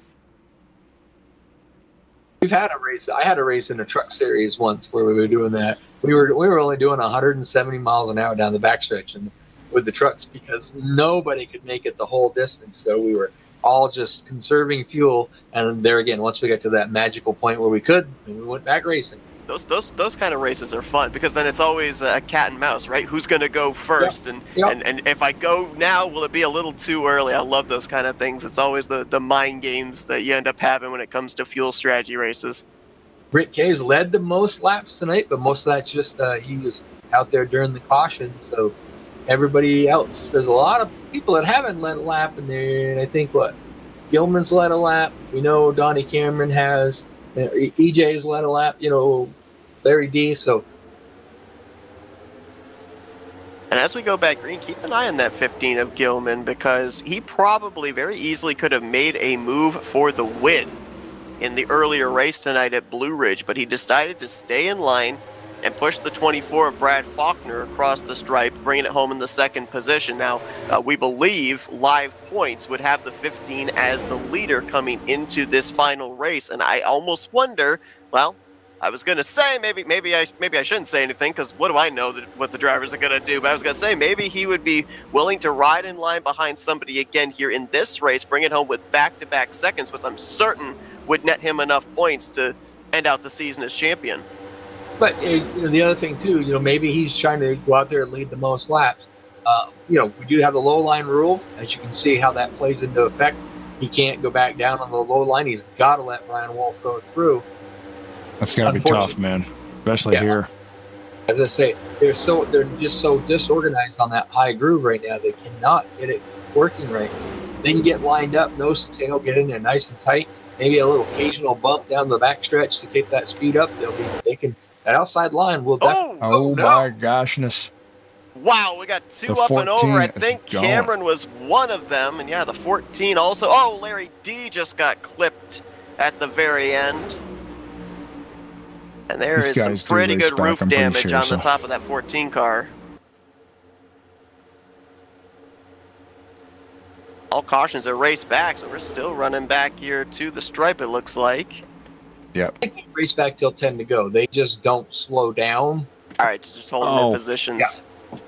They don't race back. They as you can see, they kind of fanned out, staggered out a little bit there, and then just kind of kept the speed up till they got through there. So it's been a tough start to the race for Donnie Cameron. Like he might have gotten up into the 14 coming off of turn 2, bounced him off of the 27 of Bob Sire, and then just clips the 188 of Larry D. But if there's a silver lining in that gray cloud, that's the second incident he's been involved in, and the second incident that I think he's going to get away with minimal to no damage, despite the fact that that car went up and over. It looked like it spent a very brief amount of time on its roof. I don't see any visible damage there. He might have gotten away with one, might still be up to speed, still competitive. course, we'll have to wait and see. NR 2003, very finicky when it comes to super speedway racing. What might seem like a harmless scratch can have you many miles per hour off the pace, and then something that looks like it's done for the night can still go up there and finish inside of the top 5. So it's a wait and see process for the 87. Now with the Men's Cup, you've seen them lose the whole back of the car, and as long as they were in the draft, they were still relatively competitive. A lot of times, as long as you don't mess up the nose, they usually still go pretty darn good. But like you said, could be just a little bit of a fender off, and then it's like a parachute. Well, nobody of the front runners coming to pit road, so I think that pretty much tells us all we need to know in terms of whether they could make it the rest of the way on fuel, and these caution laps are certainly going to help them as well. I was going to mention before that caution came out, Brian Wolf started this race shotgun on the field, and he was all over the back bumper of Gilman trying to take the race lead. So just kind of shows you can start anywhere in the field at a super speedway and be able to find your way up there to the front. He'll be the driver that will be hunting the 15 when we go back green here in just a few moments. And it looks like we have a couple drivers on pit road. One driver made the left-hand turn to the garage area. Looks like it's going to be back-to-back DNF finishes here tonight in the 2 races for the 14 of Mingus. The other 15 drivers all still out here. Will be on the lead lap when we go back green, and we've now crossed into the second half of the final race of the night. Yeah, and Gillon's out there. He's going to lead. He's probably going to get the most laps. He's going to tie Rick Kay when he hits the start-finish line this time by. And then if he can just keep a few more laps led, that might help him out for sure on keeping that points lead we believe he has right now. Looking to see where Donnie Cameron came out. 14th. So hopefully, yeah, like you said, that car doesn't look bad. So Faulkner just a couple cars ahead in 11th after getting that victory earlier on tonight. Certainly going to close up the points gap between himself, Gilliman, and Cameron. And maybe end out the season the only 3-time winner. With him going to victory lane, he and Donnie Cameron the only 2-time winners now this season. Nobody has 3. Maybe we see one of them get that illustrious 3rd victory here tonight. A lot of other drivers are still chasing their 1st. As pace car comes down pit road. Single file restart here for the 15 of Gilliman. Brian Wolf right behind him, and then Rick Kay in the 3rd spot. Joe Kearns in the 4th spot, and Dirk Diggler in 5th. I think these guys would get together and start learning that middle groove's the way to go. It's timing that leapfrog, though, right? Not being able to block that low line. Like, when do you go down there, and can you time it properly? Where if you're there at the wrong time and you have to yield it, you might not have enough time to have that roll back around to make it work and get you up there again. Seth was talking earlier about how they would go 3, they're too wide here, and Donnie Cameron can make his way up there. I remember Thursday racing. You couldn't go anywhere because they were running 3 wide all the way around the whole track. You were just behind the line you were in, hoping that was the one that prevailed.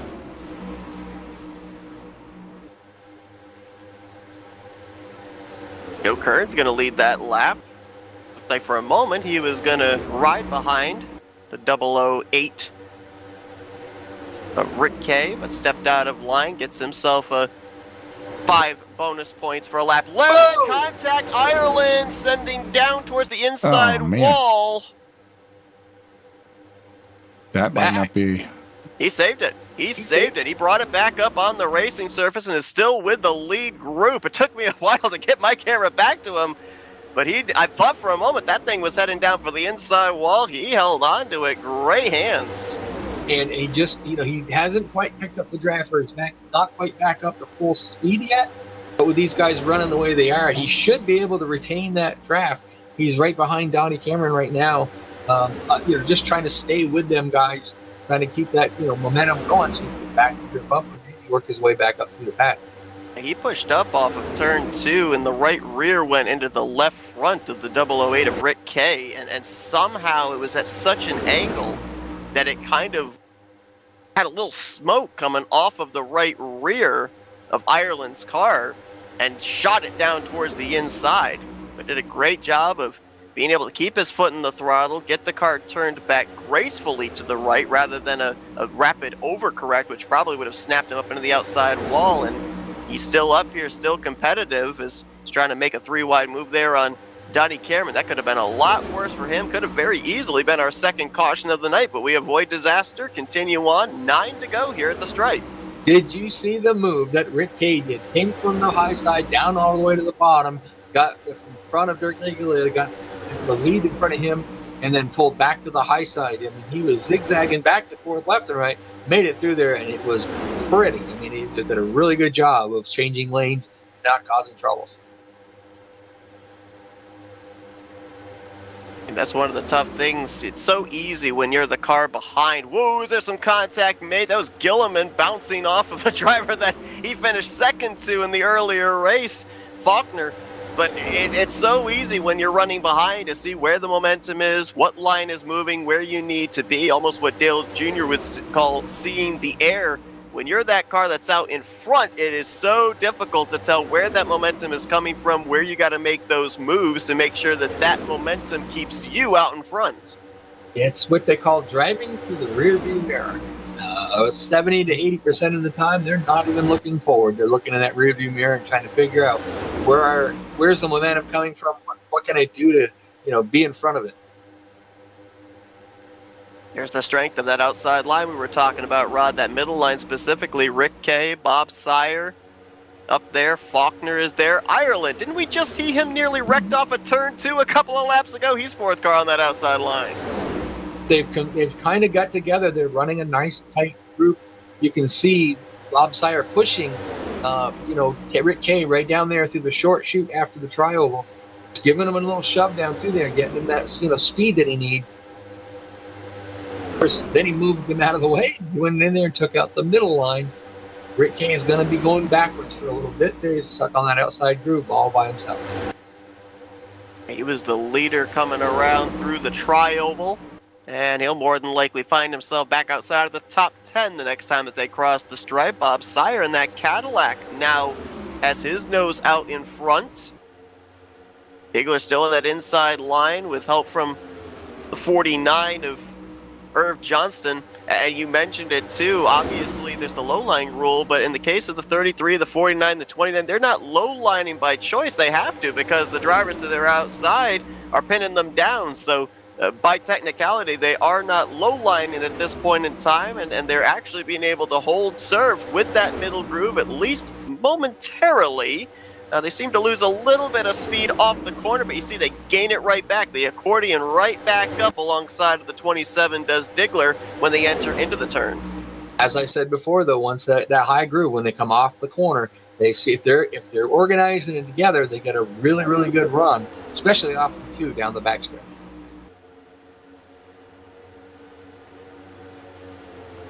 I think you see that they're starting to figure out that middle groove is the preferred line, and they're hanging tight up there. They're doing really well. Ireland getting stuck in the sucker hole in the middle is going to go backwards now. How many times has he been up the front and to the back? And I mean, everybody really, just to get that rule. Like you say, like Seth was saying, he's got Dirk Diggler down there at the bottom. He can't move out of that. There's no place for him to go, so he's forced to stay down there. And that, like you said, that's the thing. You can't tell a driver that he's got to move out of that bottom groove if he's got no groove to move to. Right. You guys mentioned as well the fact that cautions are by administration discretion. You got to wonder here for these drivers, the moves we're seeing being made here, it's so easy to plan on maybe making a move on the white flag lap coming to the checkers. But what if there's the occasion that this race ends up finishing under yellow? I mean, we're coming to the stripe here with 4 laps to go. We're getting into the territory where a caution potentially could end the race. You got to consider that as well in the timing of your moves, just in case you make it a lap too soon or plan for it a lap too late. But I think now, though, should the caution come out where you're correct, they do race back, though. So you not only do have to try to position yourself in that, to a place where if the caution come out, you're there, but you have to race back to do it. Brad got stuck in the sucker hole, was going to go backwards again. He told us earlier after he won that race at Blue Ridge, to win this race, you got to have friends. But looks like Diver Down is actually going to go up there in that middle groove with him, but not before he loses 5, 6, maybe 7 or 8 positions here, stuck in that sucker hole, going backwards. Now has a little bit of drafting help. Can he make his way forwards? Bob Sire continues to show the way, but here comes a charge from Larry D with 3 to go. Talk about the sucker hole. We can't figure it out, but the bottom groove goes good, the middle groove goes good. Then as soon as you get that third groove going, the middle groove seems to just lose momentum and fall back. We've never figured out why it does it, but it just seems to work that way. I saw Larry D get spun out from the race lead earlier on tonight at Blue Ridge, made a move low there to cover Diggler on that inside line, trying to get a little redemption maybe from the previous race. And that 15 of Gilliman still seems to find his way up here to the front, seems at least for the moment to push, I guess we'll call it an alliance manufacturer, with the Chevrolet pushing the Cadillac here. And it'll be 2 laps to go at the stripe. Looking back there, the 24 Faulkner is 4th on that outside line. Donnie Cameron still the trailing car of this pack. It'll be side by side by side by side all the way down through there. It just all depends who's going to get that good run on that last lap. There it is. It's there you go. There's your just answer. About everybody but 2 cars. We're left with Bob Sire and Dirk Diggler, it looks like. Wondering to see is Diggler going to have enough momentum to get to him. Bob's going to protect that bottom. Oh, Diggler almost got there. He'll get to the right rear, but this is the longer way around the track. And with no push. Nobody in sight to push him. Bob Sire going to take the checkers, and this is going to be an important battle back to the stripe, too. It looks like Donnie Cameron leapfrogged both the 15 and the 24. He might cross in 6th, maybe 5th if they can get up to the 86 here. And nope, doesn't look like he's going to quite get there. I think he's going to finish in, it's like 7th place. 15 of Gilliman's going to cross the line in 10th, and Faulkner right behind him in 11th. So I don't know, was that 4 to 5 positions for Donnie Cameron enough to win the championship? Was the 2nd place or the victory for the 15 or the 24 in the previous race enough points for these finishes in the latter half to just outside the top 10 for them to hold on? I think all 3 of those championship hunt drivers were involved in that wreck. Everybody except the 27 and the 33. That was a big one. And you never really think it was going to end up like that. Looking at just kind of guessing, I would say that, Gilliman's going to take the championship. He did beat him twice, the first race and the second race, even though Faulkner was where did he end up? Way back in 11th. So, yeah, I would guess that, Gilliman's going to be the champion. Yeah, it was 5-point separation between Cameron and Gilliman coming into tonight. Gilliman was 2nd in the opener, with Cameron finishing in 9th. So, not even counting bonus points for laps led, we're talking about 7 positions difference. Cameron only gained 4 positions on Gilliman in this race. So I think you probably would be correct. More than likely, the 15 is going to be the champion, but Bob Sire, Pumpkin's going to go to victory lane. And that's going to make him the 6th different winner on the season to close it out. That's pretty cool. And how many race season? 8 race season? 8 races, yeah. Yeah, so the only 2 guys won 2, and he's going to be the 6th different. That's pretty cool.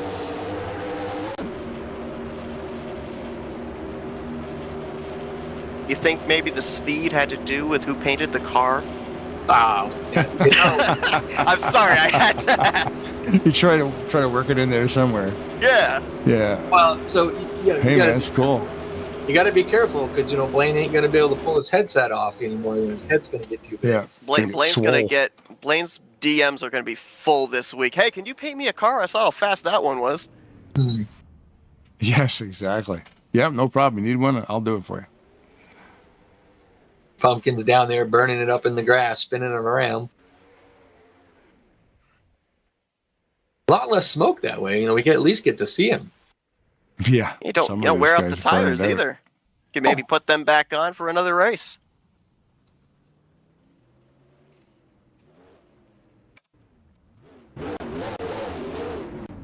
I think this is the part where they're going to get burned down. And 2 incredible races to close out the season, though. Only saw that 1 caution in the Blue Ridge race. 3 cautions in this one. That wild wreck here on the penultimate lap. And Bob Sire found himself in the right place at the right time, out in front, ahead of all the chaos. Had it happening in the rearview mirror and was able to hold off Dirk Diggler to bring it home to the white and the caution flag and eventually bring it around to take the checkers. Do you think this is going to be a lengthy ration? I think he'll relish this one for a while. Not sure when the last time he's won a race is either, so he's on to his Polish victory lap. Yep. I say, is he going to go all the way around? I'm not sure there's any fans on the back straightaway. Maybe some campers, but I don't think they have stands on the back straightaway anymore.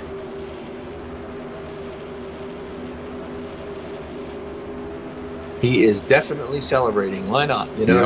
How often do you get these wins? And you're always in good competition, and then it's something like that, right place, right time at the end of that thing, being in the lead, you're probably not going to catch anything if there's an accident behind you. Pretty impressive, too, because, coming into tonight, Pumpkin's name wasn't even on the point standings. This was actually his first couple of starts this season. A lot of drivers had made 4, 5, 6 starts previously, and he's able in his second start here to pick up the checkered flag this season. So great job. Rick K, you got Rod, Blaine, and Seth in the booth. You got a copy? Yes, sir. All right, Seth, take it away, buddy. Yeah, Rick, a great run for you here tonight. We saw a wild race to close out the season. And you were able to, I guess we'll say, able to survive the best of the drivers involved in that final wreck, able to bring the car still home in the 3rd position. But we ended up seeing here this evening, it looked like all the different lanes were moving. We saw you make some very good decisive moves to keep the car out in front middle portion of this race. A lot of drivers coming into this one, not in the hunt for the championship, just looking for that checkered flag. How'd that play into your mentality tonight? It was, I like to win, but like everybody else, and I had missed the previous Monday. I had a shot at this thing, but I knew that Scott and Brad and Donnie were capable of gating this thing. So I wanted to finish the best I could, if not winning or helping one of those guys to win. So I just put on some good moves tonight and just tried to finish well. Obviously, a lot of different agendas coming into these final 2 races of the season, but one thing that we did know was that specifically in this race, fuel was going to be a major concern for you drivers. How much of a sigh of relief were you and maybe the rest of the field breathing when we had that caution in the early stages and you knew you guys would be able to save under those pacing laps enough fuel to see yourselves to the end? I was pretty good with that. I was pretty confident with that. However, they will tell you that I'm probably, between me and maybe Brad and a couple of other guys, I'm probably one of the better guys at the pit stop, green flag stop. So if we had a green flag stop, I can imagine that between me, Scott, and Brad, I think all 3 of us would probably been up front. But with that said, it still worked out. So it was a very good race, I thought, as far as green flag laps. You talked about missing some races here this season, so obviously at a bit of a points deficit coming into tonight's finale races, but we also talked at the top of the show about, drivers, a good run here tonight potentially could help build some good momentum for when the new season rolls around. So what do you think? Does this maybe help you kickstart some good momentum when we eventually take the green flag to start a new season here? I certainly hope so. That's always the goal. I would definitely hope so. Well, Rick, a great job here tonight. Had that car out in front for a majority of this race, bringing home solidly on the podium. We'll give you the opportunity here now for some thank you sponsors and shout outs. Thank you, gentlemen. I would like to thank Budweiser. I would also like to thank Open Speedway, Brad, Donnie, Larry, Ralph, Dave Davis, all the admins and everybody who run the show here. Appreciate all their time here and all the years I've been running here. And thank you to everyone for watching and coming out. That's Rick K. Third place here tonight in the season finale for Open Speedway. Congratulations on a great run. And again, hopefully this gives you some good momentum to kick off the new season. Best of luck. Thank you for having me, guys. Good job, buddy. Thanks, Rick.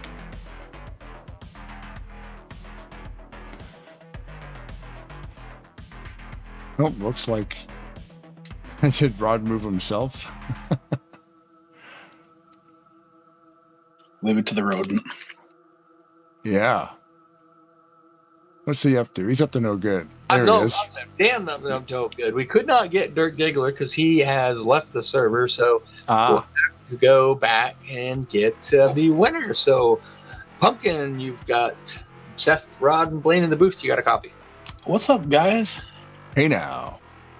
Yeah, Pumpkin, a great run for you here this evening. We saw you very strongly in that middle line, be able to hold off numerous drivers on that inside line, pick up the victory here tonight in that Cadillac. But obviously, we've all Super Speedway race. We know it's not as easy as it looked there. I think you had some pretty good help in the rearview mirror. And what was going through your mind when then you look back there coming down the back straightaway and there's only one car there?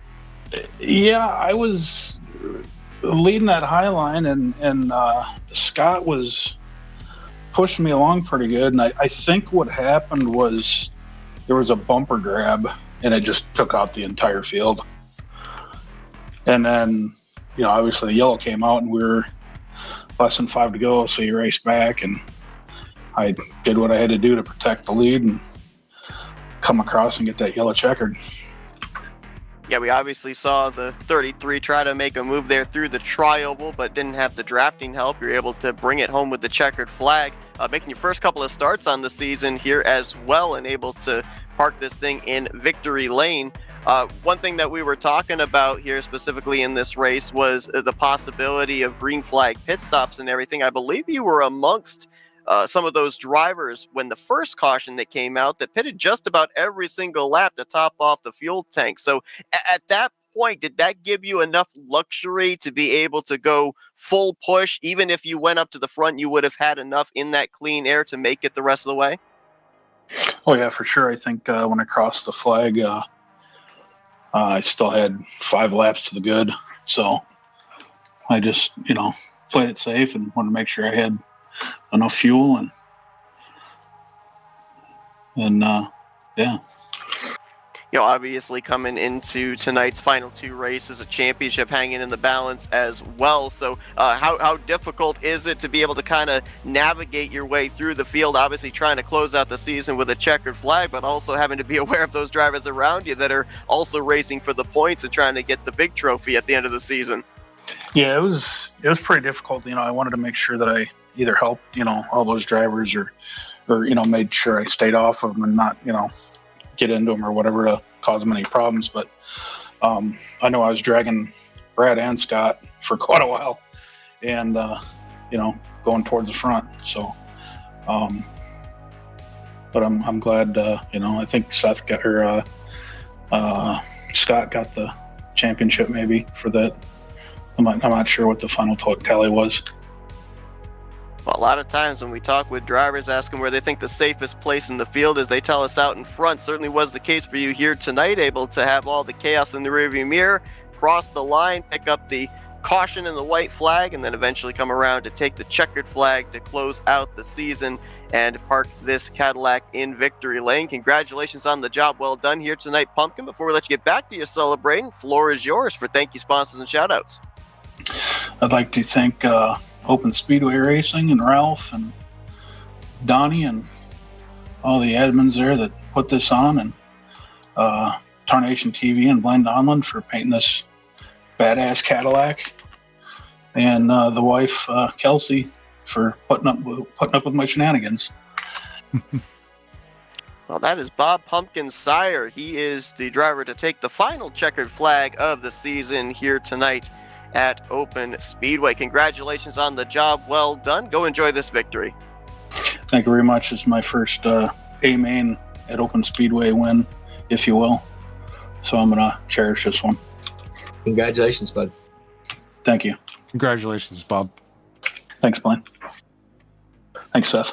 Absolutely. Congratulations. And as we mentioned, Bob Sire, the 6th different winner on the season here to close out this 8-race schedule. And yeah, I think more than likely, guys, we can probably agree there with Pumpkin that based off the finishing results, more than likely it's going to be the 15 of Scott Gilliman who's going to take the championship. Came into tonight -5, second in points, a 2nd place, and a 7th place, it looks like.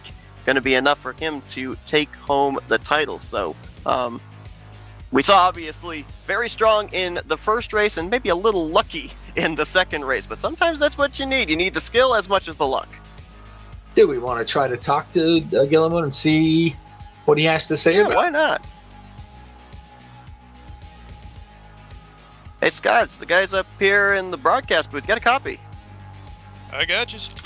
Oh, man, I'll tell you what. Strong race to open up the night, finishing runner-up at Blue Ridge. Up front here in the closing stages at Open Speedway, but caught up in that last wreck, able to still get the thing pointed back in the right direction, refire up and cross the stripe, it looks like, in the 10th position. Looks like, based off of our basic math, you netted enough to be able to take home the championship.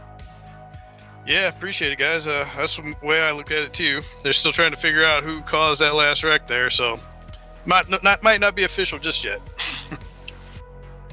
Well, obviously, let's go back to, we didn't get an opportunity to talk to you after Blue Ridge. You bring it home in the 2nd position. Faulkner ahead of you.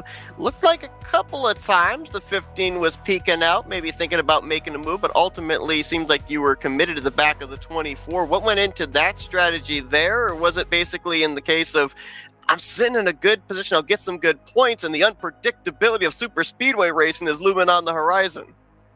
It was definitely points, and then I also owed Brad because earlier on, a couple weeks ago, he pushed me to the win in Atlanta. He had the same opportunity to pass me and didn't push me to the win, so I went ahead and gave him the return the favor on him there. So fast forwarding here to this race to close it out, the super speedway race at Open Speedway, you know, a lot of strategy comes into play, the timing of when to make the moves there, obviously up there in the conversation in the closing stages. I know hindsight is 2020. Was there any place that you could have seen maybe that might have been just a little bit safer to avoid being involved in that wreck, or was it basically you were right where you wanted to be? Well, I still wanted to do as best as I could. I could have rode around in the back and just held on to it, but that wouldn't have been any fun. I was actually planning on pushing Pumpkin there out ahead a little bit harder, and I should have had a good shot to pass him on the low side there, but I got kind of bumped up into the wall there, and then mayhem ensued. One thing we talked about here with this series, they use the classic point system, so you got to calculate in more than 1 point for every position. You came into tonight with 2 races left to go, only 5 points behind Donnie Cameron. How easy is it? How difficult is it for a driver not only to do all the different things you have to do behind the wheel, but then also try and calculate points and try and figure out where you're positioned for the other drivers that are hunting for the championship as well? Well, in the first race, I was just watching. If Donnie got a lap led, then I knew I had to get up there and get one myself. And then after that, I know he got shuffled back a little bit, so I was just kind of keeping an eye on the standings and where he was. And then once I get up to 2nd place there, knew I could just hang on to that, and I should be good. The second race here, I just wanted to be up as far as I could. I think I figured that I could lose maybe 4 spots to Donnie at the most, depending on who led the most laps and such. So I was just kind of keeping an eye on where he was. I know he got caught up in one of those wrecks, so I know he was kind of stuck at the back there, maybe just hanging on. But yeah, I was not expecting to get hooked into the wall there, and I made up a couple spots coming back to the line, so I think that might be what got me the championship there.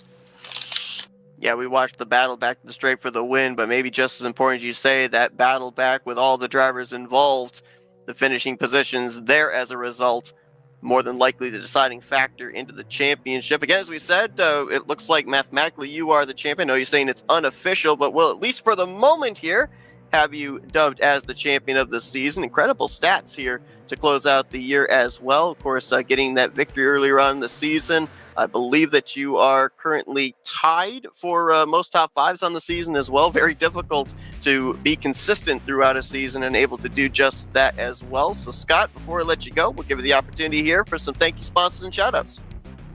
Well, I just want to thank all the guys at Open Speedway, Ralph for running the server, and then all the admins for putting on these races. Appreciate having a place to race. Thanks for everybody racing clean. Again, thanks to Brad a few weeks ago for pushing me to the win. Glad I could help him out again tonight.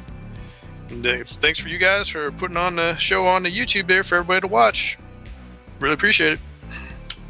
Well, that's Scott Gilliman. He brings it home here second in the penultimate race. Looks like 10th in the finale, and should be enough for him to lock up the championship here this season in Open Speedway. Congratulations, Scott, and a job well done. Well done in the overall season as well. Thanks, guys. Appreciate it.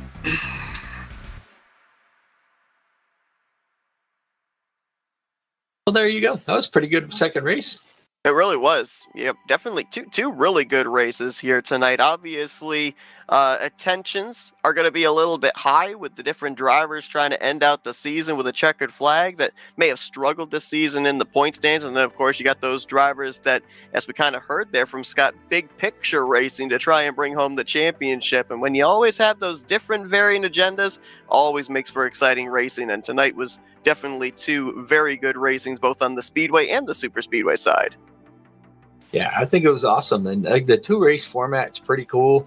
You know, that's hard for us though, usually to calculate who ended up with the championship. But I think it was fairly easy. The math was, I think, as long as nothing happens to Gilliman where he literally gets in trouble. I didn't see that he did anything. I don't know how all their rules and how they watch it, what they call, but hopefully he's able to do it. He ran great all night. And Blaine's still there, or is he? Oh, did we lose him? Is he getting all the DMs right now for paint schemes? Oh, we've had him fall asleep before, so. Oh. Well, that happens sometimes through the week if I'm working. Depends what's going on and what happens the night before. But depends on how long he stays up on playing Valheim. That's the thing too. Yeah, work's not too bad. They keep it balanced out pretty good, but. That I guess every Monday, not every Monday, every month, the last Monday of every month, these guys will get us in here to do this. So who knows what mod they'll be using next time. The IROC 90 is a cool mod, but hey, the Men's Cup 2019, that's a super cool mod too, especially for Super Speedway racing. Maybe that's why they went with this thing, because it depends on the tracks. Because I think the IROC mod we were using, I can't remember the tracks they were using. I think they were shorter tracks. They ended last one with the open night. I think they did. Okay. I think they did the Blue Ridge and open night. But before that, Christ Day was a short track of the first one, and a big kind of decent sized track on the second one. So it was an interesting take on it. I don't remember the first track, but it was pretty tight. Yeah, it's a lot of fun. They jam two shortened races in there. It's good variety for the drivers, good variety for the viewers. Of course, we got a full house again on the viewing side of things. So thanks everybody for watching online on the live feed or on the replay, whatever you choose to do. It always helps. And of course, thanks to Open Speedway, Larry and Donnie and the whole crew over there showing interest in the product and wanting to bring us in to broadcast this for them. We'll probably be here next month at the very end, so stay tuned if you want to see more of this stuff. It'll be on the schedule when I know. I try to put it on that schedule screen, which will be that one right there. Join us tomorrow. We'll be at Charlotte with Maverick, and of course, huge thank you to Seth Cole from Flat Out Racing Network. Is that somebody told me the Kyle Busch thing? Did you broadcast a race that he drove in iRacing or something? Yeah, it was back in July of 2020. It was a crew chief for Richard Childress Racing, name of Gil Martin. His son Ford Martin actually put together a series that raced on a weekly basis on Monday nights. And with his contacts, a lot of drivers participated. I know Stuart Friesen was in that series. I believe that Derek Kraus was in that series, a lot of different big names. But this particular night, they were racing trucks at Homestead, and Kyle Busch decided to race, and he ended up winning. My co-commentator that night was Sam Dyer, and we had regularly in our own Discord, people that would win in that series would have to join our Discord to be interviewed. And we talked about this after the race was over. We thought, Kyle Busch, he's here. This is a one-off. He won the race. More than likely, we're going to be interviewing second and third. We won't be interviewing the race winner. And all of a sudden, this notification popped up in our Discord and said, Rowdy Busch 51 has joined your Discord. And we're thinking, are you kidding me? And I got the opportunity that night to be able to interview Kyle Busch, which, obviously in the light of what's happened in the past week, just like stands out to me now. The opportunity to be able to talk one-on-one with somebody of that stature in the NASCAR world, incredible opportunity. That's awesome that he actually had Discord. Yeah. Why? That's cool. He got in and raced and was able to do the whole thing. He was committed to the whole evening. So yeah, he won, so he gets an interview. Was that with Flat Out Racing? That was with Flat Out Racing, yep. Oh wow, that's awesome. Very cool. Somebody, was it you, Rod, that mentioned that to me? Yep. A couple days ago? Yeah, he's like, I'm pretty sure he interviewed him because he won a race in iRacing. I said, no way. It's awesome. Yeah. Seth had posted it on Facebook and I saw it. Oh, okay. And I was like, that's pretty cool. Yeah, it was an opportunity that I never would have thought I would have had a chance to do, but yep, it happened. And I'll tell you what, for somebody that is a Cup champion and everything, I mean, most down-to-earth guy who took the time to be able to talk with us and everything was incredible. That's neat. That's a lot of fun. But yeah, man, thank you very much for coming down tonight to do this. Larry got a hold of us. I was like, you guys, you mind working with Seth? Like, of course. Let's do it. It's always a lot of fun. Absolutely. I mean, you say it, the word fun. That's the main reason why I love doing it with you guys. Have a blast every time that we're able to get together. So yeah, I appreciate you letting me tag along here tonight. Yeah, big help. I'm able to sit back and kind of like work on angles and clear my throat and all that good stuff. But yeah, it's always a lot of fun with you, Rod. Of course, thank you very much for being here too. Co-host number one. I guess we'll be doing this again tomorrow. Like I said, we got Charlotte, Ben Snyder, big fan of Sir Busch, who passed away there last week. So that race has changed. It's now a Kyle Busch tribute event, so to speak. He renamed the race. They had a name for the race. They changed it all around. So that'll be fun. I'm sure we'll have a silent lap 8 or 18 or whatever we decide to do, but that should be pretty cool. But yeah, thanks again everybody for watching. Thanks again to Seth and Rod. Thanks again to the Open Speedway League. What's the actual name? Open Speedway Racing, I think. I think that's it.